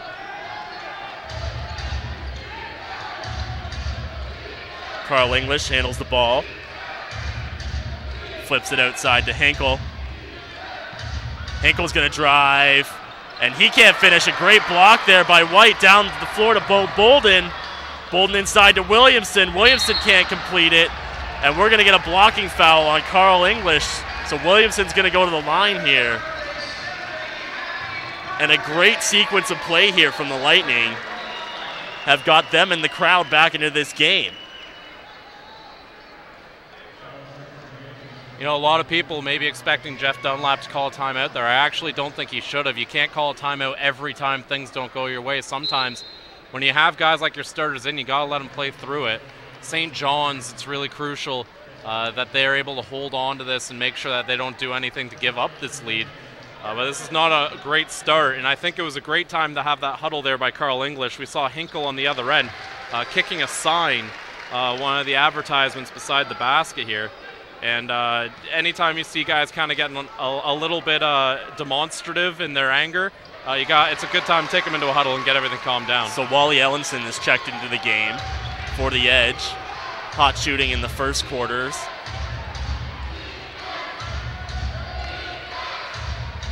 Ron Williams. Royce White switches on to him. Now he's back low with Glaze. English trying to make a move past Bolden. Step back jumper. Can't finish, but Ellenson comes in with the big one-handed slam off of the rebound. A great finish by Wally Ellenson. Royce White drives and says, here's a one-handed slam of my own. Momentum seems to finally be swinging in London's favor. It's been a little bit of a while since we've seen it clearly in London's favor. Starting to get some nice runs here. Henkel dishes to English. English down low to Glaze. Glaze spins off of White. He's going to pass out all the way up top to Henkel. Henkel charges, leaves it for Ellenson in the corner. Ellenson, no, straight up and down for Mo Bolden. Great defensive effort from him. Henkel gets in Ryan Anderson's path. Jeff Dunlap's on the court. Jeff Dunlap's going to get teed up. Oh, man, is he furious. You got to come get your coach. He's out. Jeff Dunlap has just been kicked out of the game. And what a shocking turn of events here in the third quarter as Jeff Dunlap being escorted off the floor by one of his assistant coaches, Alex Johnson, off the bench as well, trying to hold his coach back. Chris, this is a crucial point in this game too. And to have your coach go over the top like that is not going to be, it's not the way the Edge need this game to go for them. You might think, I'm not going to lie, I think a little bit of that might have been intentional. I think a little bit of that might have been to get his team going. They came out a little flat here at the start of the third, and he knows how much momentum's going to play a role. I don't think it was entirely intentional, but I also think once the lid's already been flipped, you might as well keep going with it. So, I mean, I understand Dunlap doing that. If you're the St. John's Edge, you have to look at that and just say, we came out flat, our coach clearly didn't. We need to bring that kind of energy on the floor and get things going here in the third. The third quarter has always been the most crucial for the London Lightning. When they win the third, almost every time they win the game. So for the St. John's Edge, they need to make sure they keep up in this third. Even if they can't win it themselves, you just have to keep up. And they weren't going to be able to do that at the rate they were going in the first 5 minutes of this quarter. So the Lightning, after being stuck 14 at the beginning of the third quarter, have made it a 6-point deficit, 70-64. The St. John's Edge still hold the lead. Mo Bolden handles the ball for the Lightning. Into the corner to Anderson. He tries to go down low to Williamson, but Hinkle gets his hands up in the lane. Still be Lightning ball.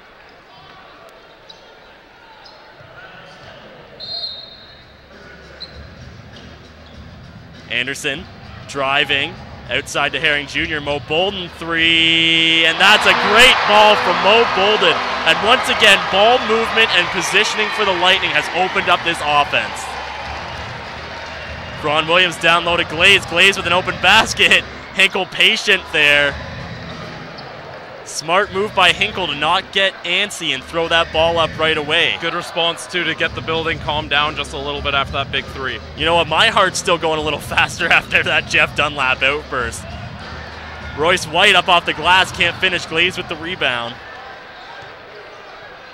Charles Hinkle quickly down the floor.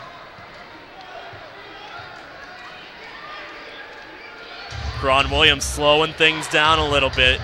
Maybe setting the pace a little bit for this Edge offense to go back to work. He's going to drive. He gets to the net easy. Just great responses from the St. John's Edge, and they're starting to show a little bit of that energy. And big miscue. Yeah, fortunately, Mo Bolden was able to get there and flip it back to Herring Jr., so he didn't have to worry about the over and back. Ryan Anderson, quick catch and release three, no good. Bolden smashes the ball down on the floor, but Glaze controls it.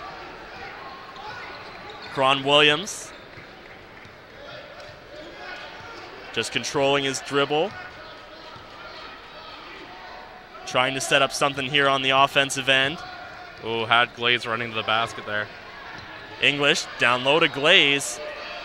Defensive assignments are switch. Anderson with the steal. A great move by Ryan Anderson. He's going to slow things down. Ellinson's going to pick up the foul. Oh! And they're going to say foul on the floor. Shot doesn't count before the basket was off.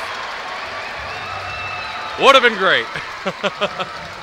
Very similar to a basket Royce White made later on, I believe, in the third quarter. And we're going to have a timeout here from the St. John's Edge. I just wanted to give a shout out to Wally Ellenson before the foul. Incredible hustle, getting back, essentially beating Anderson down the floor to make that so it wasn't just a clean layup there. Tom, London clearly has the momentum going in their favor. What kind of things can the St. John's Edge do to get themselves back into it? Where does it start? Keep the ball. London, though, you got to give credit. Active hands, much more aggressive, swarming on the pick and roll, really forcing turnovers. That's really what's brought them in. I think a really smart change. The start of that half, Chris, Ryan Anderson in that starting lineup. We talked about it in game one, how impactful he was in that second half, bringing energy.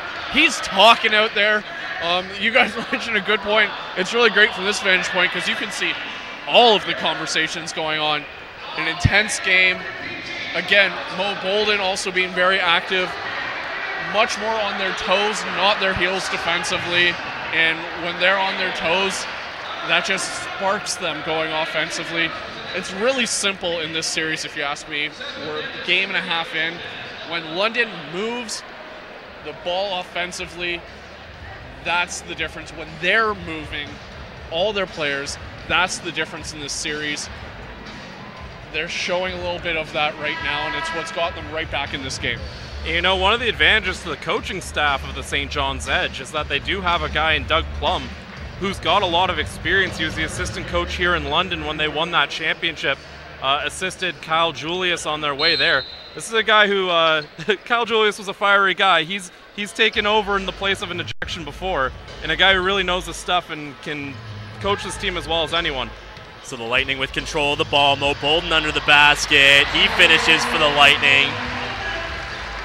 5:13 going on here in the third quarter, 74-69. The St. John's Edge still holding on to their lead, but the Lightning narrowing it down bit by bit. Ron Williams. Royce White and Grandy Glaze are just tied to each other right now. Royce is not letting him get away. Carl English with the jumper. No finish there. Mo Bolden with the rebound. Down court. Karan Williams gets his fingertips on that pass, otherwise Garrett Williams was going unabated to the rim.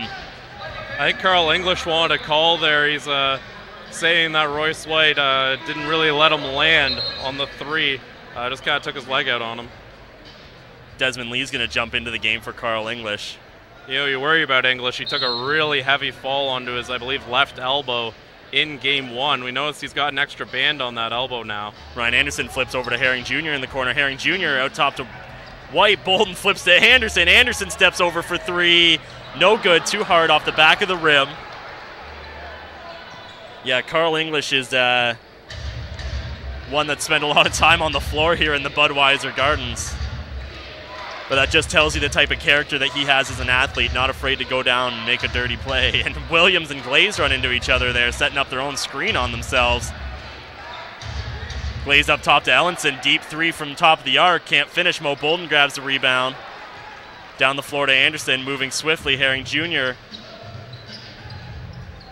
White down in that left corner. Mo Bolden top of the arc. Three ball is good, and Mo Bolden's looking good in this third quarter. He knew it. He was already walking down the floor before the ball was even in. Look at that. London only down 2 now. Under 4 minutes, and despite the technical and some early whistles, a pretty clean third quarter so far. Only 3-2 foul situation. Mo Bolden with the huge rejection off of Xavier Ford, and Mo Bolden is feeling it right now for the London Lightning.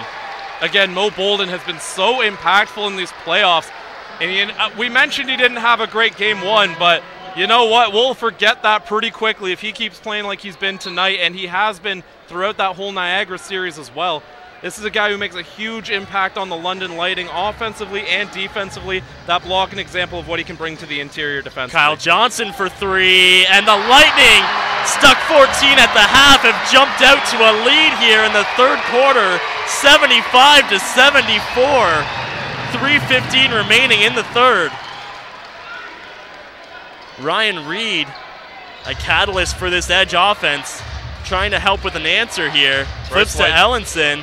Ellenson trying to drive. Yeah. I was going to say, White did a great job not letting Reed get to his spot, but then he had to end up helping on Wally Ellenson there. Ellenson just knew to go up with it. It's going to be number 3 on Royce White. No one really in dire foul situation. White and Garrett Williamson both sitting at 3 for London. For the St. John's Edge, you've got Reed, Skeet, and Glaze all at 3. Ellenson misses the first, and the fans are all over him on these free throws.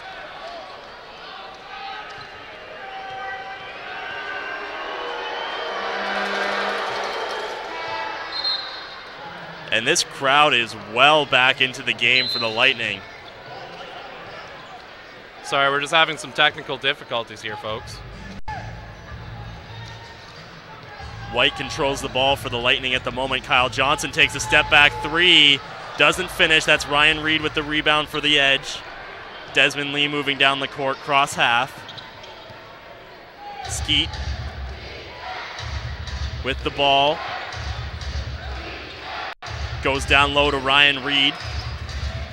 Reed trying to force White. Carl English with a great cut to the basket, but Mo Bolden gets a hand up.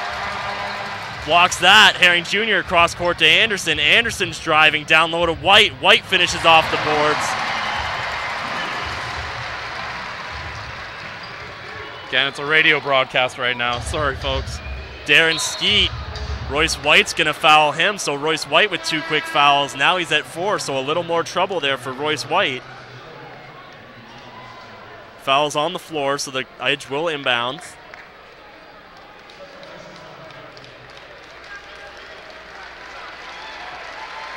Ransford Brempong again checking into the game for the Edge as Ryan Reed steps off the court. The Lightning with a big substitution package as well. Julian Boyd, Friesen Laddie in the game, and Charles Hinkle with a big 3. And Ryan Anderson across half court for the Lightning. And loses control of the ball, and Carl English sprinting. Marcus Capers right on his tail, but cannot defend that Carl English basket, so the Edge jump back out to the lead, 80-77. We're under 2 minutes remaining here in the third quarter. Welcome back, folks. We're back. Joel Friesen Laddie driving the basket. can't get the finish. Capers trying to bump up there off fingertips. English with the foul. Or sorry, English with the rebound. Did Friesen Laddie just get one? He's heated. And I think we just got a technical there as well. Friesen Laddie with plenty of words for the referees. He's going to have a quick seat on the bench. Williamson's going to jump back in for him. Capers is down on his toes right under the basket at the moment. He's okay, though. He's up, moving back towards the Lightning huddle. That is indeed a technical on Friesen Laddie. Hinkle completes his technical free throw, so the Edge will maintain possession off of that.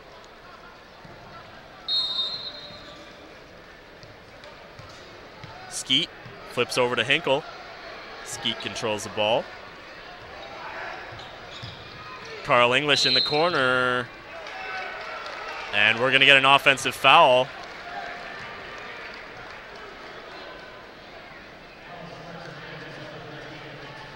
I believe that's yes, that is Brempong who's going to pick up the foul on the illegal screen there.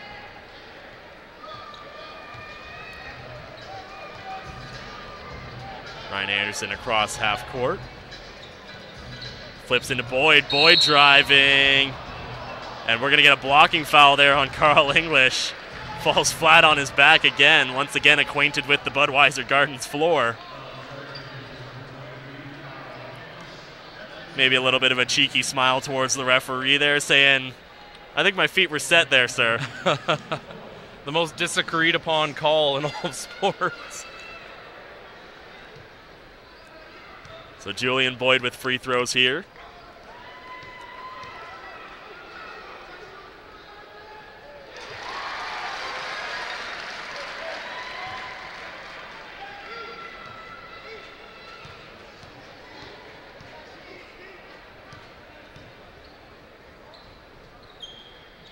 And only 1 for 2 for Julian Boyd.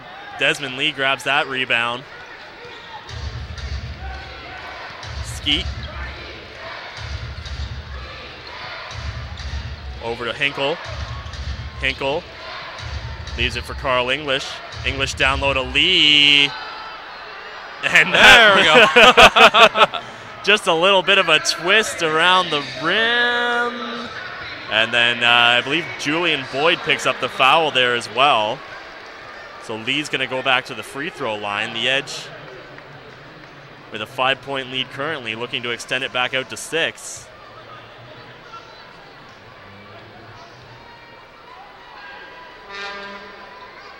And he certainly does, so 84-78, a minute remaining here in the third quarter. Garrett Williamson with control of the ball. Flips for Anderson. Anderson over to Kyle Johnson. Johnson driving. Johnson tries to go over Brempong. Julian Boyd snags the rebound. Julian Boyd with a great finish. Just some weight room strength from Julian Boyd there. Jaron Skeet around the screen of Brempong. Skeet driving, loses control of the ball, but English is going to grab it. Brempong alone under the net. And Williams with the clean block there on Brempong. And Capers is going to pick up the foul on Skeet. Before that foul, though, that was a tremendous defensive effort from Williamson to recognize that Brempong was by himself under the basket, sprinted over there, defends the shot, and then against the much taller Brempong, able to stop the shot from going in. It's disappointing it ended in a foul, but that was a tremendous effort from Williamson. So that puts the the Lightning are now over the limit, no fouls to give, so Skeet's going to go to the line on that foul on Marcus Capers. Sinks his first basket.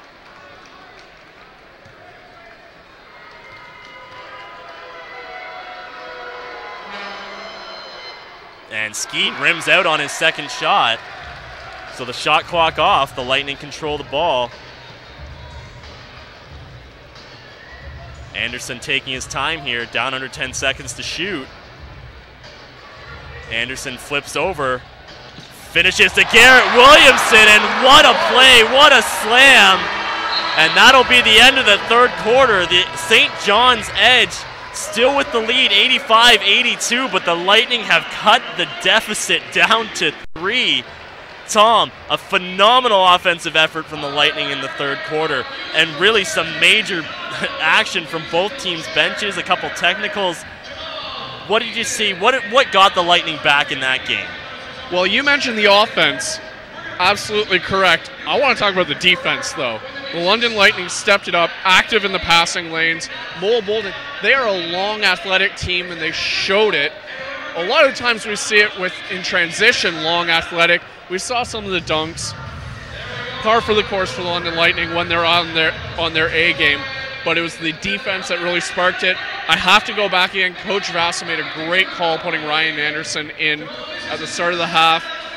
He just brings something out of this team, a toughness, a mentality, the right emotional mindset for this. Now, let's also talk about St. John's here. They bent. They did not break. How many teams have we seen break, especially when London is really aggressive on attacking those pick and rolls and really forcing turnovers? They really limited the damage. Yeah, and I absolutely agree with all of that, to be honest with you. And I think for the Edge, the fact that they were able to do so, and they were able to do it cleanly, no one picked up fouls. And that was an issue in Game 1 when you got to the end of the game. Some of those guys who do the interior tough stuff ran into the foul trouble. They were able to do that clean, and now you go into the fourth quarter with basically all of your bigs in an all-right foul situation, and you know that you can attack inside because Royce White's sitting there with 4 fouls. But I also think it's amazing. I feel like Royce has had almost a quiet 25 points through 3 quarters. He's been dominant for the London Lightning in this game, just picking up buckets at times where not a lot of guys were getting it going, and just because we haven't seen him with the gigantic slam or the out of your seat pass, he's still been having an incredibly effective game. You wish the free throws weren't 5 for 11, but at 10 of 15 shooting from the field, you're okay with that charity stripe inefficiency if you can shoot like that and get yourself to 25 buckets. And just before we get back to the action here, a lot of those buckets by Royce White, that's what kept the Lightning from this being really ugly in that first half. He had to manufacture some offense when it was a little slimy, the offense, so really has picked it up, and again, incredible effort as per usual from Royce White. So we return, one more quarter of action. Anderson throws the pass right into Carl English's waiting arms. English dishes to Karan Williams. And that's going to be on Reed. Ryan Reed with the elbow. Ryan Reed got himself in some foul trouble early, and it continues here. That's 4 on Reed. In the fourth. So the Lightning get the turnover the other way on the foul. Brendan Jameson again here with Chris and Tom Croucher. I would say one more quarter remaining, but I'd be lying to you if I couldn't expect overtime again in this game. And Henkel with the pick-off pass there. Anderson again with another ill-advised pass early on in this fourth quarter. Carl English down low to Reed, and he bodies on Julian Boyd. They say clean.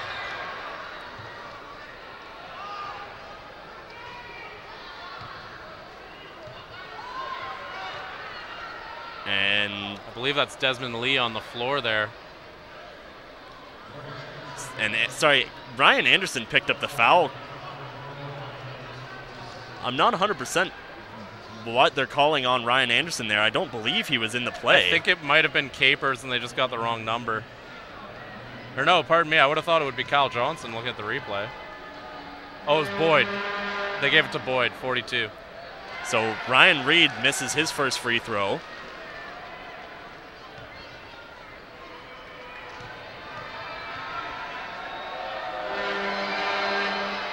Reed 1 for 2. Garrett Williamson cross half court. Williamson moving around the screen, dishes over to Anderson. Down low to Boyd. Boyd the jumper over Reed, and a great jump shot from Julian Boyd.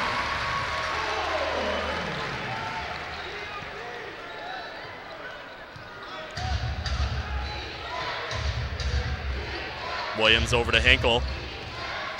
Hinkle down low to Reed, and he's bodying Julian Boyd. Can't get the basket to go, though. Ryan Anderson with the rebound. Anderson, step up three. Oh, just out. And that's going to go off the hands of the Edge. They don't like the call. They think it went off of Williamson's palm, but the Lightning will maintain possession here with a fresh shot clock. Marcus Capers in the post, off the glass, can't finish, can't get his rebound either. Hinkle will grab the second chance. Capers fell hard. Lee over to Williams. Hinkle driving. Capers with a gigantic rejection, but he's going to pick up the foul, maybe playing a little too physical on Hinkle there. I'm not sure. I mean, Hinkle fell pretty hard there. I'm not sure how much of it had to do with just completely incidental contact there.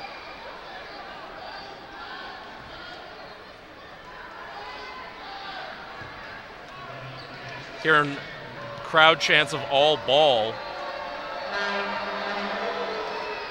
Hinkle finishes his first free throw off.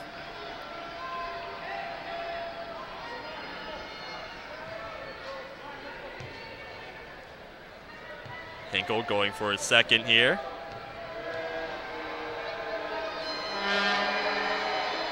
So 2 for 2 for Charles Hinkle, a pretty reliable free throw shooter. 4-point advantage for the Edge, 88-84.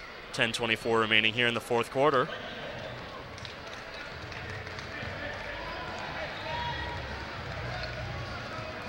Garrett Williamson moving some bodies around. He's going to drive, leaves it outside for Kyle Johnson. Johnson driving in the lane. We get a foul here on number 5, Desmond Lee. Pace is slowed to a crawl here.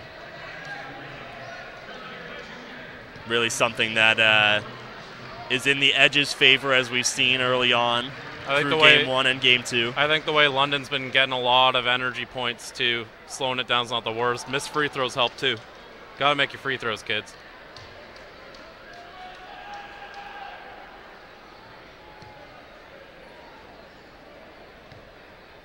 Kyle Johnson looking to go 1 for 2. Save some points here at the stripe. He does.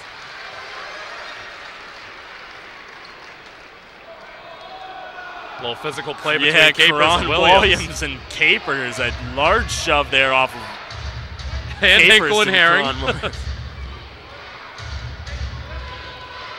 Glaze with the screen. Herring Jr. staying right on Hinkle, though, and Julian Boyd's going to pick up the travel there on Hinkle.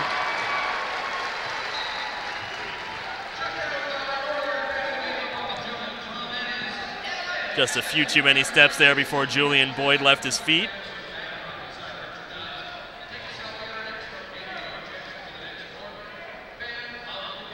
Herring Jr. activates the clock, moves across the half-court line. Herring Jr. driving, dishes to Capers. Capers finishes at the rim. Great vision and finish there by Herring Jr. and Marcus Capers. Wally Ellenson sprinting down the floor, looking for the ball. Carl English, he's going to go to Desmond Lee. English will move around the screen of Glaze. He loses control of the ball off his foot. Down under 5 seconds to shoot here. English, Herring Jr. intercepts that pass. A great defensive effort there by the Lightning. Capers over to Kyle Johnson. Kyle Johnson step up three. Cannot finish.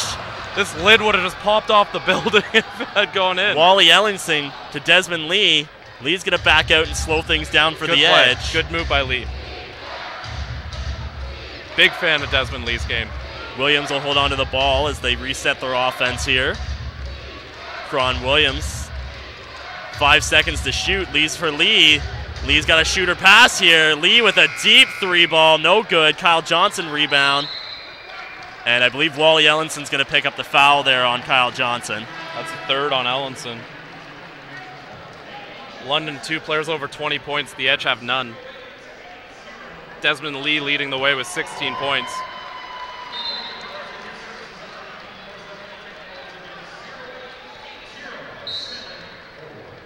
So 88-87, St. John's Edge over the hometown London Lightning. 8:41 remaining here in the fourth. Royce White checks back into the game. He's forcing Ryan Reed back. Carl English comes in with the help. Right, little floater, doesn't go, off some bodies. Williamson on the floor. Reed controls it. Nobody controls it. And that's going to go out off of Williamson's foot, unfortunately.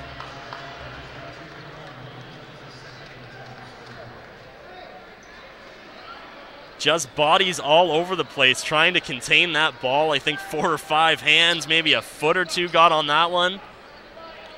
Before the ref spotted it off of Williamson's foot.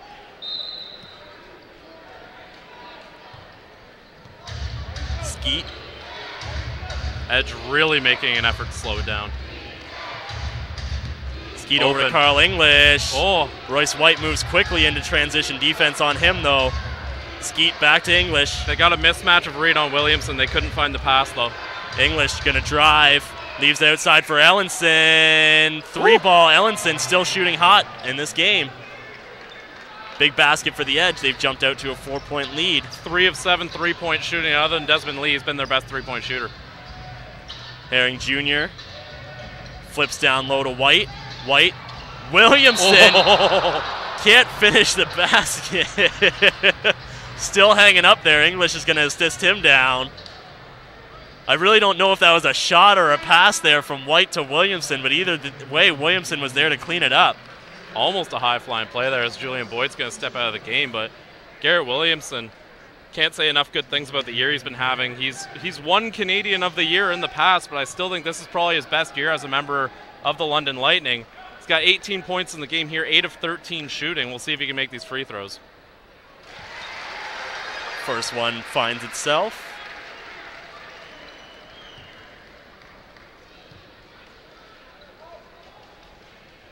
Two for two for Williamson. And that's going to give London the third 20-point scorer in this game. Still 0 for the Edge. Skeet once again slowing that pace down for the Edge. Finds English over on the corner. Ryan Reed getting very physical defense on himself. Hinkle's going to step inside.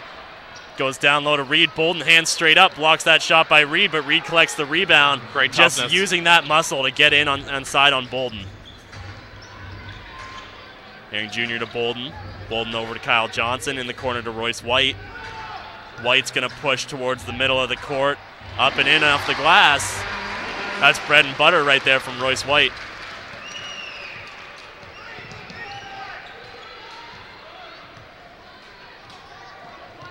Skeet flips over to English. English with the 3 over top of Mo Bolden, and the MVP with a big 3. Huge one. To push the lead for the Edge. He's shooting 6 of 17 on the night. Not great, but 3 of 6 from three-point land. Hasn't taken a ton, but he's been smart about when he takes them. So Ryan Reed is going to pick up his 5th foul there. That's problematic. And Grandy Glaze is going to join the Edge on the floor in his place. Glaze, who's got 3 of his own. And we talked about how many clean minutes Reed was able to play, and that's when he was most effective. Didn't do as much with his time, and those fouls are going to put him on the bench. White trying to back Glaze up, finds Williamson underneath the basket. Henkel with the block of the shot. English finds himself with the pass. English is going to circle things around once again, going to slow the pace down for the Edge here in the offensive end. Not let the Lightning create any energy on their defense. Goes in the corner to Ellenson. Plenty of time to shoot, but doesn't finish. White flips Good that hustle. ball out, but yeah, Ellenson getting on the floor. He comes up a little lame, though.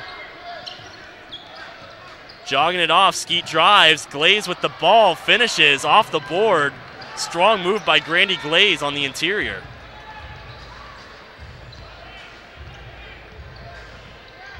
Herring Jr. looking to make a move. He drives, and he's going to get fouled on his way to the basket.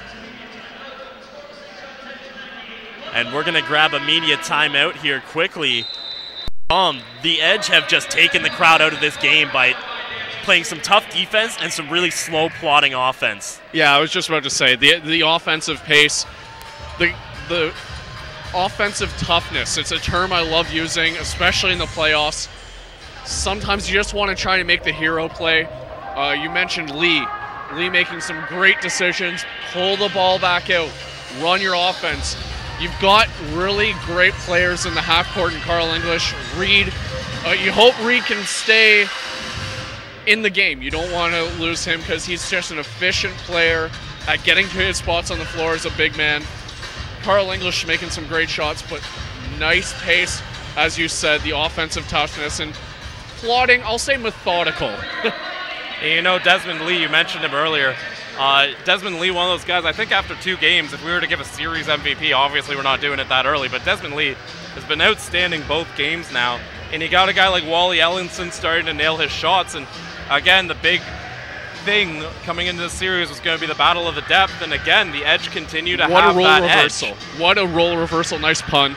Wasn't intentional, just went there. What a role reversal. If you had told me going into this which team would have the higher amount of bench points, if you told me one team is going to have 3 20-point scores and the other isn't, as great as all the London players are, I would have expected that to be more distributed compared to St. John's, who done a great job. And even then, London, of course, has those 3 20-point scores, but no one else in double digits. The Edge, 5 guys in double digits already. And talk about complete efforts. All 5 of those guys with double-digit points also have 4+ rebounds.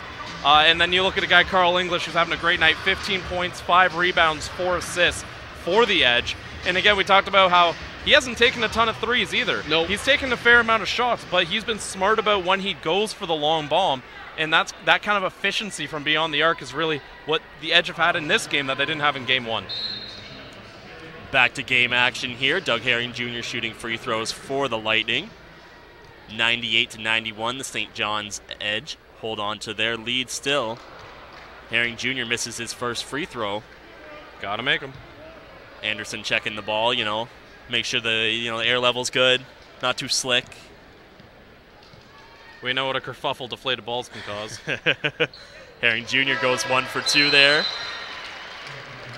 Desmond Lee, your 2-game MVP, checks back into the game.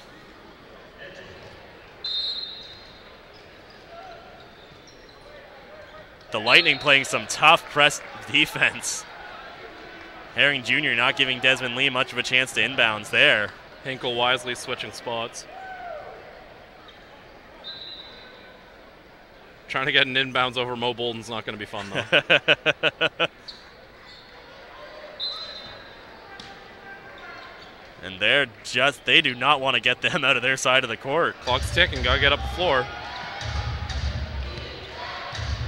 Ron Williams finally moves it across the timeline. Williams dishes over to Henkel. A great move by Williamson to intercept the pass out of bounds. The Edge will hold on to possession, but only 10 seconds to shoot off the inbounds pass. Yeah, the pressure from London really causing some defense here. Carl English with the ball. He's going to take a jumper over Williamson. No good. Bolden wills that ball over to White. White controlling his dribble, trying to make a move past Glaze. A great move by White, can't finish. Williamson at the basket, can't finish, grabs his own rebound. Henkel with the big block, out of bounds, so the Lightning will maintain possession. Ryan Reed checking back into the game for Grandy Glaze. Williamson taking his time getting up. The Edge are, they're giving the Lightning all they can handle at the basket. The Lightning are getting their second chance opportunities, but the Edge hands up, keeping hips on hips, and just not letting the Lightning have an easy shot.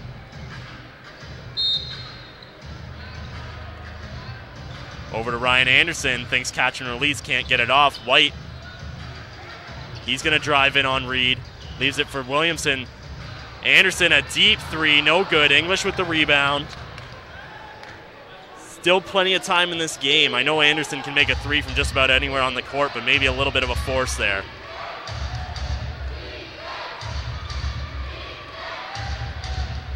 Williams, he's going to take a 3 from the top of the arc, and he's going to get fouled on the way to doing it, so Anderson picks the foul. Williams is going to go to the line for 3 here. Yeah, tough foul to take right there. You do a good job. Caron Williams actually got himself a nice opening there, despite the defensive effort from the Lightning. And that time he's going to get himself to the free throw line as well.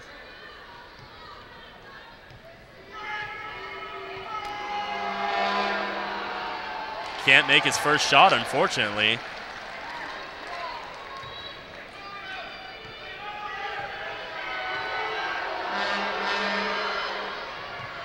Second one finds its way in.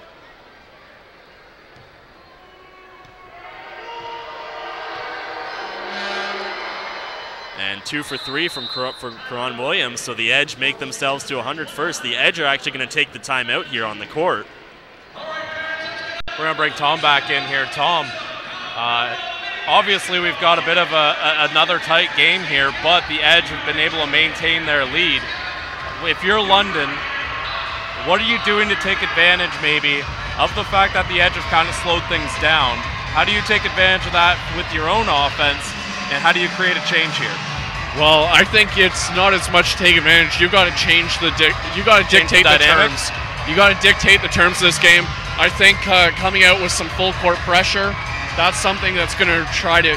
You want to push the accelerator a bit, but you got to love the determination. Lee, great job. I know he might be wanting to have put that 3 up in the corner. Take your time. Obviously, if you start running into situations where you're only taking late shot clock shots, you need to start playing a little more efficient on offense, but they're doing a great job being methodical. You know, one of the things that I think hurt St. John's at the end of the last game was the fact that offensively, I think they lost a little bit of their discipline, kind of got chucking a bit, whereas Lightning maintained it. It's going to be interesting to see here if the St. John's Edge can continue that. Coming in here with a very crucial 4 minutes, London needing to get something going. Brendan. 4:44 remaining on the clock. The Lightning inbounds 100-92. They find themselves down 8 points. Herring Jr. moves it down the court. Flips over to Bolden. Williamson back to Bolden. Herring Jr. makes his way around Royce White. White with the ball. He's going to take a step back 3. No good. Off the side of the basket. Williamson with a great swat. Herring Jr. collects it. Mo Bolden over to Anderson. Anderson making his way around Herring Jr. with the ball. Herring Jr. out to the quarter to Bolden. Bolden takes the 3 over Hinkle. No good. Williamson collects the basket, though, and he's going to put it off the board and in. A lot of time off the clock on that offensive zone attempt, but you finished with points and you kept collecting rebounds, and that's all the Lightning can ask for. Right Lots now. of time left. Getting those 2 points is crucial, and Williamson, a very big physical play. Hinkle with the ball, flips over to English. Royce White, MVP guarding MVP. He takes a 3 over top. Can't finish. Mo Bolden with the rebound. Way down court to White. English gets a hand up, though. And that's a battle I like to see. MVP on MVP. You know, a mano right there. You know, both guys got that little swagger about them. They want that kind of a matchup every time they can. So the inbounds from the Lightning here. Mo Bolden, open 3 attempts. Can't finish it, but Royce White can't finish his attempt either.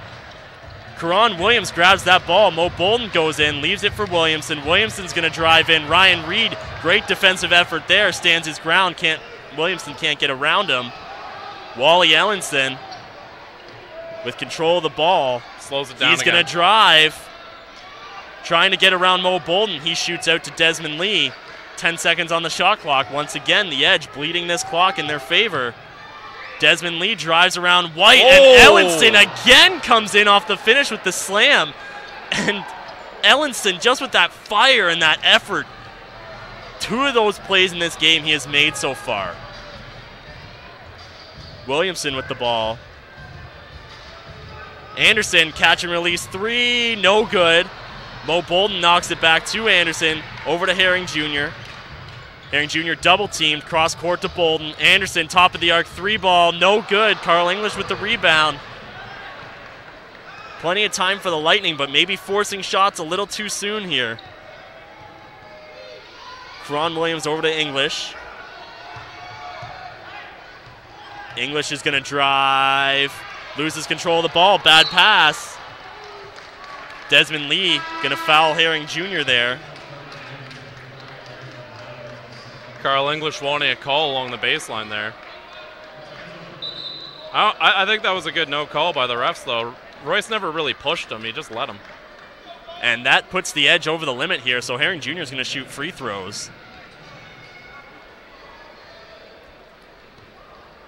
So the Edge protecting the lead here, but they've got to be very careful. No more fouls to give.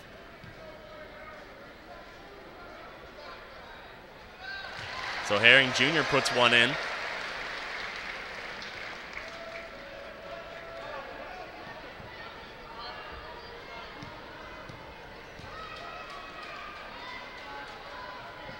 Two for two for Herring Jr. 6-point lead for the Edge. 102-96, 2:15 remaining on the clock.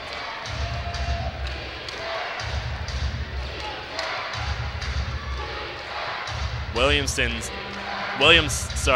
slowing things down.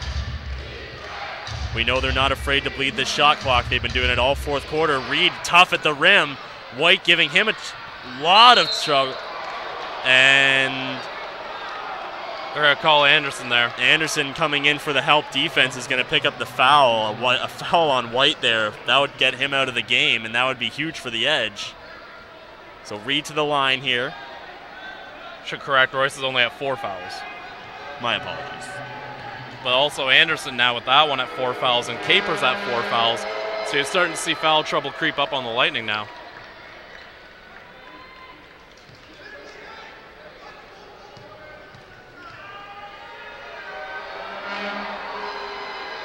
Ryan Reed 2 for 2. Extended an 8-point lead for the Edge. Herring Jr. driving. Leaves it for Williamson, and that's going to go out off of Williamson. An unfortunate play there for the Lightning. Can't be losing possessions at this point in the game, and that's a lost one that now gives the Edge a chance to make it a double-digit lead. So the Lightning are going to take a timeout here to collect themselves. Tom, I feel like we've been talking a lot about the Lightning in the offensive zone, but they can't finish shots, second, third chances. Maybe just a couple forces getting a little antsy down there with time running off the clock. Well, we talked about this a little bit in game one, baiting. You can see them really hacking the paint defensively at this point. Of course, if you're London, you're thinking we can make those shots. We need to get back. St. John's is clearly playing with, you're going to have to beat us from deep at this point, not allowing any penetration. And if they do, again, I'm pretty sure we had at least 5 players on St. John's in that last play there with at least a foot in the paint. Absolutely. One thing to keep an eye on for London, just purely observational, purely speculation, but Doug Herring Jr., he's played a ton of minutes all year long for this London Lightning team. You got to wonder if fatigue may be starting to creep in at this point. And, we worried about that with the Edge, but we really haven't seen any signs of that here tonight. Hinkle had 55 minutes last 55 game. in game one.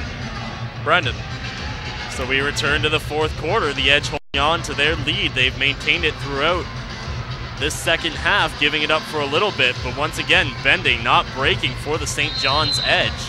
1:47 on the clock. Edge to inbound. Williams with the ball.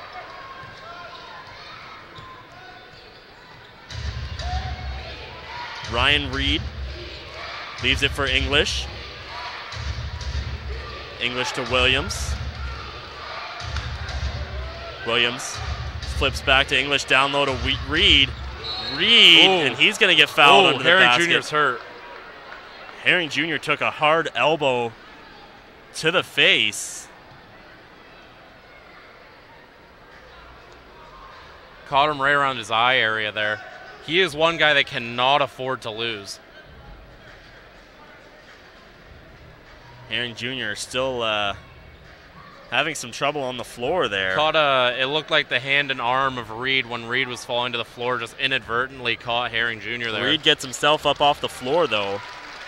Sorry, Herring Jr. gets himself up off the floor, my apologies. English, big show of gamesmanship, checking on Herring Jr. Same with Anthony Stover as well. Not 100% certain, but I'm pretty sure they played together as members of the St. John Mill Rats. That time I was allowed to leave out the S. So Mo Bolden's going to check into the game for the Lightning as Herring Jr. gets checked on. Ryan Reed back to the line for free throws. And we haven't called his name a ton this game as we did last game, but Ryan Reed making his chances count when he's been on the floor. Unfortunately misses a free throw there.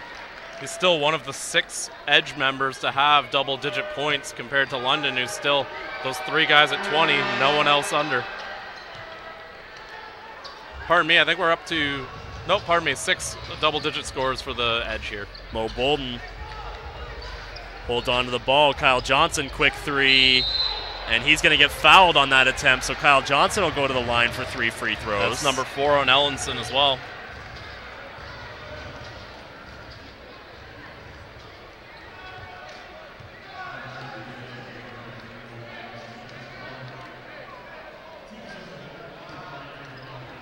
Crucial free throws.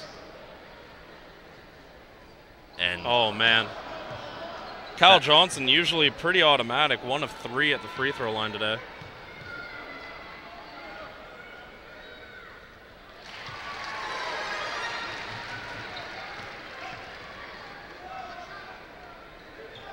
Chris, when do we start seeing a foul game here from the Lightning to maybe prevent from easy baskets for the Edge? Is it too early, or do you think we start seeing it soon?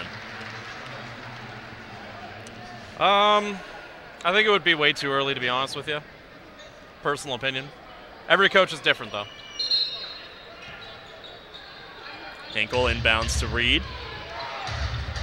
Reed, swift move past White. Hinkle leaves it for Williams. Williams will slow the pace down. Back to Hinkle. Hinkle's going to hold it, let that clock bleed. And White with a big steal away from him, so that's only going to give the Edge 2 seconds on the shot clock. They're going to grab a timeout to figure out their strategy here. Tom, what's your 2-second offensive play?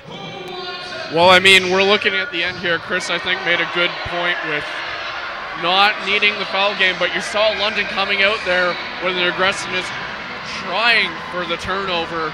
I think, my personal opinion, I'd like to get Chris's take on this as well, is if the Lightning stop it here, you keep playing. If the Lightning can't score, you really have to start considering it.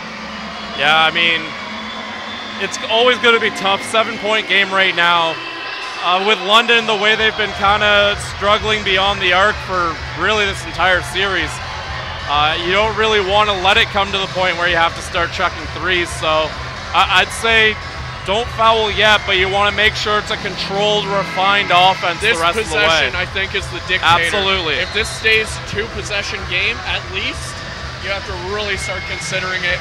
Now, if you can get a stop here in a bucket, we're talking a whole nother ball game altogether. All right, back out of the timeout. 54.9 seconds on the clock. The Edge with a 7-point lead.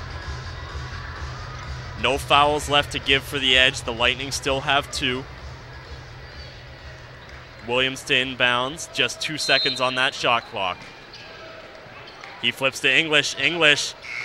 And he's not going to get that off in time. And he does drain it, though, but unfortunately just that 1 step too much. Again, a 26-second shot clock would have been perfect for them.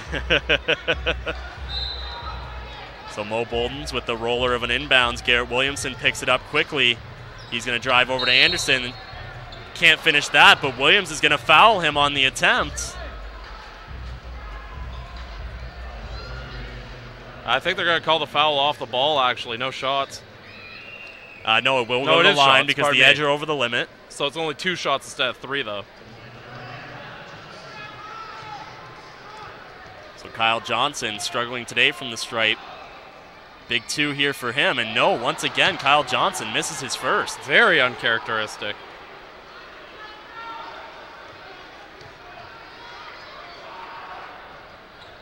So a 2-possession game here. 105-99. Hinkle trying to find a friend. Reed with the ball. They're going to foul him. So Reed's going to go back to the line. Or sorry, no, the Lightning still have a foul to give, so this still will be an inbounds.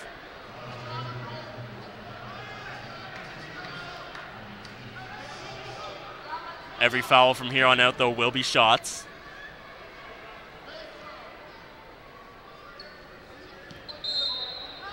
So Reed inboundsing. Garrett Williamson with the interception. Lightning and they're ball. going to reward the ball off the Lightning, and Carl English hates the call. He's got to be careful.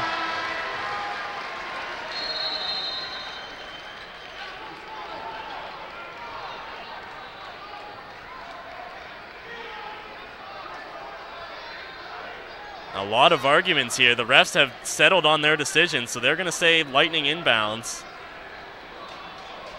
Chris, that was a DB laying out from interception right there from Garrett Williamson.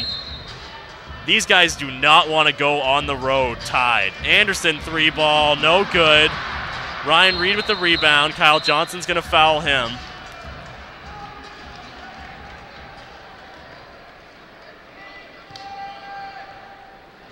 Reed, an 83% free throw shooter. Not a bad guy to have go to the line.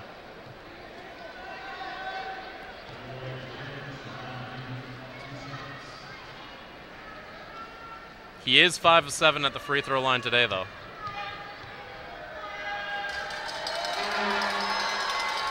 Sinks his first, though. That'll stretch it to 3 possessions.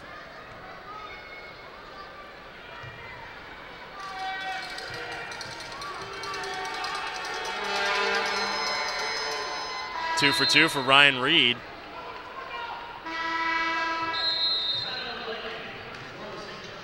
London's going to call a timeout here. You know, going into this timeout, obviously a very close game, Tom. 8 points, not a ton of time left, though. What are you saying in the huddle right now if you're Coach Keith Vassell? Coach Keith Vassell, again, there's still enough time that you don't need a panic 3. Get a quick bucket. Now, if you're St. John's, do not foul. Do not foul. You do not want the clock to stop. But as I said, if you're London, you also have to take advantage of that. You have to do a great job of getting to the bucket, get a quick 2, and then exactly what happened with Garrett Williamson, as Brendan was mentioning, laying out like a DB for the interception. But that's the mindset you have to have. You can't automatically go to foul. You have to be going for the steal first, then foul. And again, it speaks to discipline. You just have to make sure you're staying disciplined here. Again, 40 seconds left. London's pulled off some pretty great comebacks, this group here, both this year and last year. It's not like they're a team that's ever, obviously they had a great record last year, and they've had a great record this year, but they have come back in games before. So Williamson dribbling quickly, moves towards the basket, off the glass, can't finish. Not going to do it. Lee with the rebound. That's not gonna do it. Killing plenty of time off the clock here. Leaves it for Lee. Johnson forces the foul there. We're down under 30 seconds remaining. They killed almost a third of that clock. That was a great job by the St. John's Edge to avoid the foul there. So Lee to the line here for foul shots, and you got to think if he puts these away, it's just about out of reach for the Lightning. Now, mind you, of the guys on the floor, Lee's probably the guy you want at the line if you are the London Lightning. 72%. Still pretty good, but one of the weaker numbers on the floor right now, and there you go.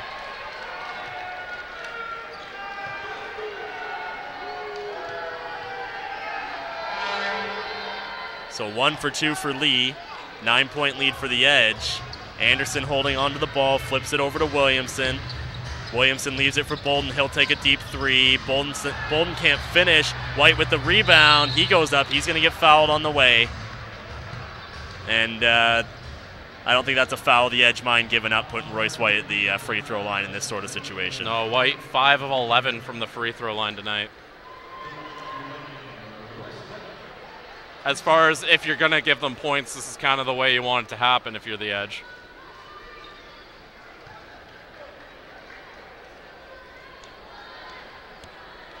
White does sink his first, though.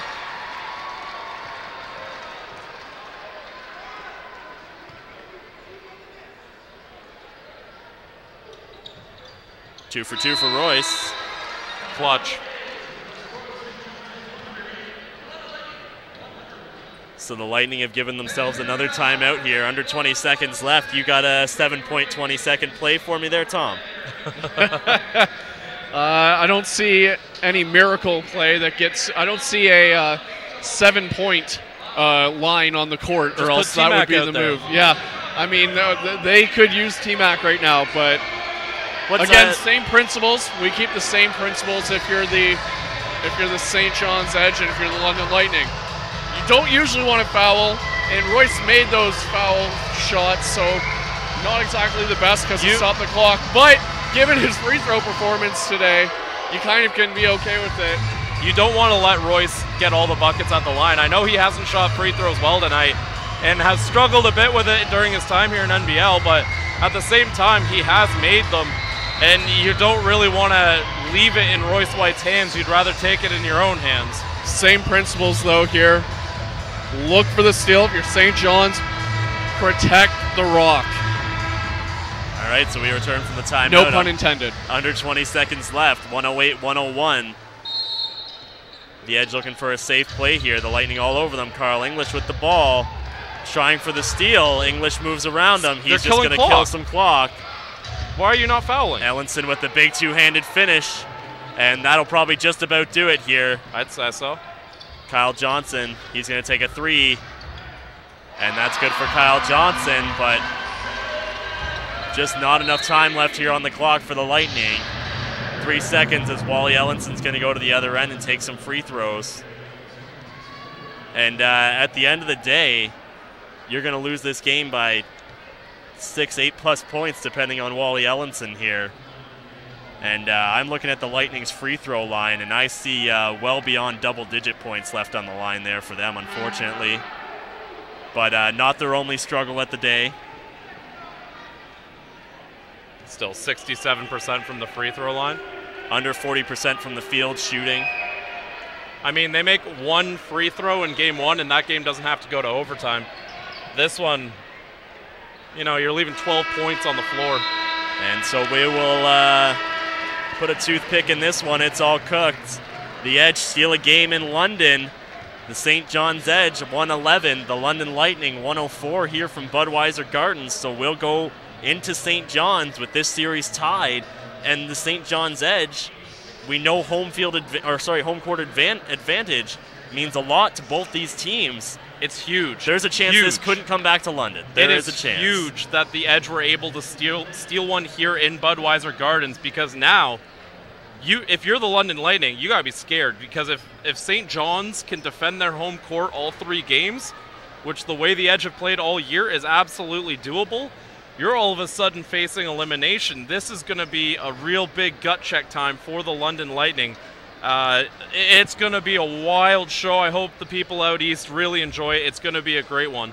Yeah, we've enjoyed some quality basketball here over these last 2 games, and it's really just going to be a great end to this series. Hopefully it can come back here to London and we get a few more games out of you folks. Brendan Jameson once again, along with Chris and Tom Croucher. We're going to turn it over to Aaron and Justin with the post-game show. All right, guys, thank you very much. 111-104, the St. John's Edge tie this series up. It will go to at least 5. And the folks over at Boston Pizza down at Water Street are ecstatic, I believe, because now home court advantage now lies on neutral ground. It was because of the great execution from the St. John's Edge, JP. Yeah, absolutely good execution for sure in this one tonight, where basically from the get-go for the start of this third quarter onward all the way to the end of the fourth, just kept on the pressure. Yes, the lead went down to single digits basically through that third quarter with the way the momentum went through game number 1, similar to that way. The difference is they were still able to find a way to execute after that started to come down and after their head coach got ejected, mind you. Oh, yes. To be able to keep up buckets and guess what? Have wide open shots in the corner just right behind us or behind your left shoulder. So this is a team that executed with the ball movement they needed to have, with the offense they needed to have, and in the end, had a decent enough defense to stop even the decent looks that London ended up having. In addition to that, Doug Plum, former assistant coach for the London Lightning, took over when Jeff Dunlap got ejected from a game. I guess the quote to go through all that is turnabout is fair play. And you know what? Credit to Doug Plum and the rest of the coaching squad for St. John's to hold their own, and they tied the series up 1 game apiece. We got a visitor, Deputy Commissioner Audley Stevenson. Big game. Big game. Absolutely. Big game. Wow. I mean, Edge came in to get their split. They got it. No doubt about it. JP, one thing to mention, too, the London Lightning, they did a good job executing on the 2-3 zone defense, but you mentioned it right there. That pocket over there in the wing, it was so open for so many times. It led Wally Elson and Carl English to get those shots going. No doubt about it. It's a completely different story from what happened in Game 1, and oddly, all of us talked about, how three-pointers were crucial when it comes down to the first two games, and it worked in St. John's favor, too. Yeah, I like the shot selection tonight. I thought that was a bit better for the Edge versus Game 1. And, I mean, it helps when they're dropping. I look at the final numbers to see what the shooting percentages are about from outside, but, hats off to the Edge. They held their composure. They're a very confident team. They're very, very confident. The fact that they've won here, like I said, they've gotten the split. I think they're feeling good going home, and conceivably and potentially they could win 3 straight at home. We don't come back here. That is true.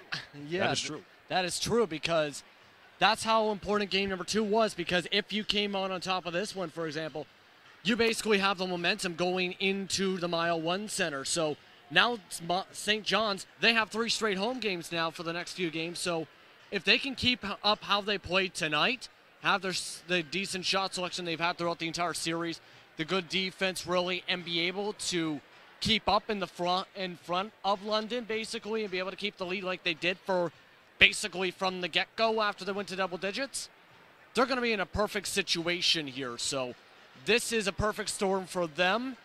It's going to be interesting to see, though, can they get all 3?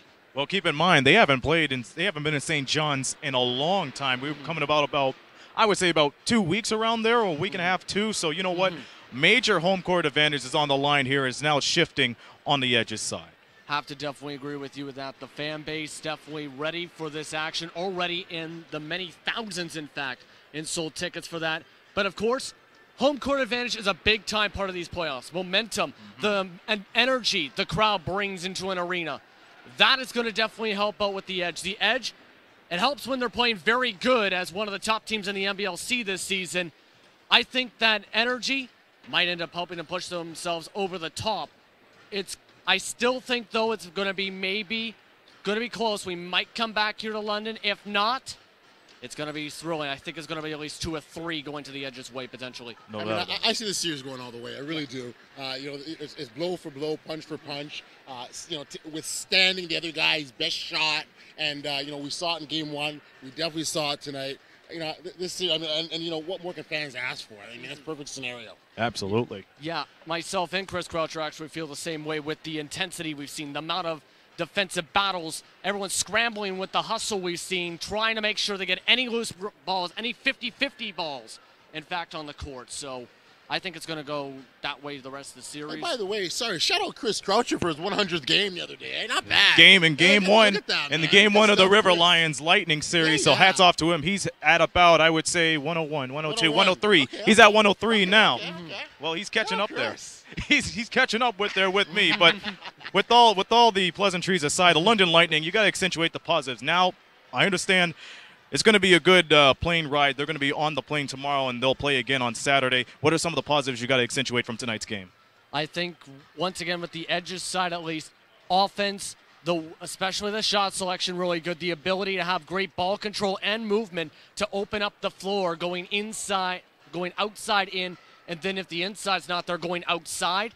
Very good play calling and very good offensive strategies I've seen from the Edge. For London, they also had some decent selection, a bit more improved for sure. Right.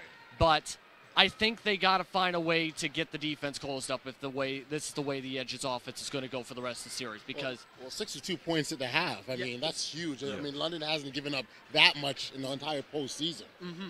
So there's history. Exactly. Chuck Miller, can you rectify that, please? Cue it up, Chuck. We got you.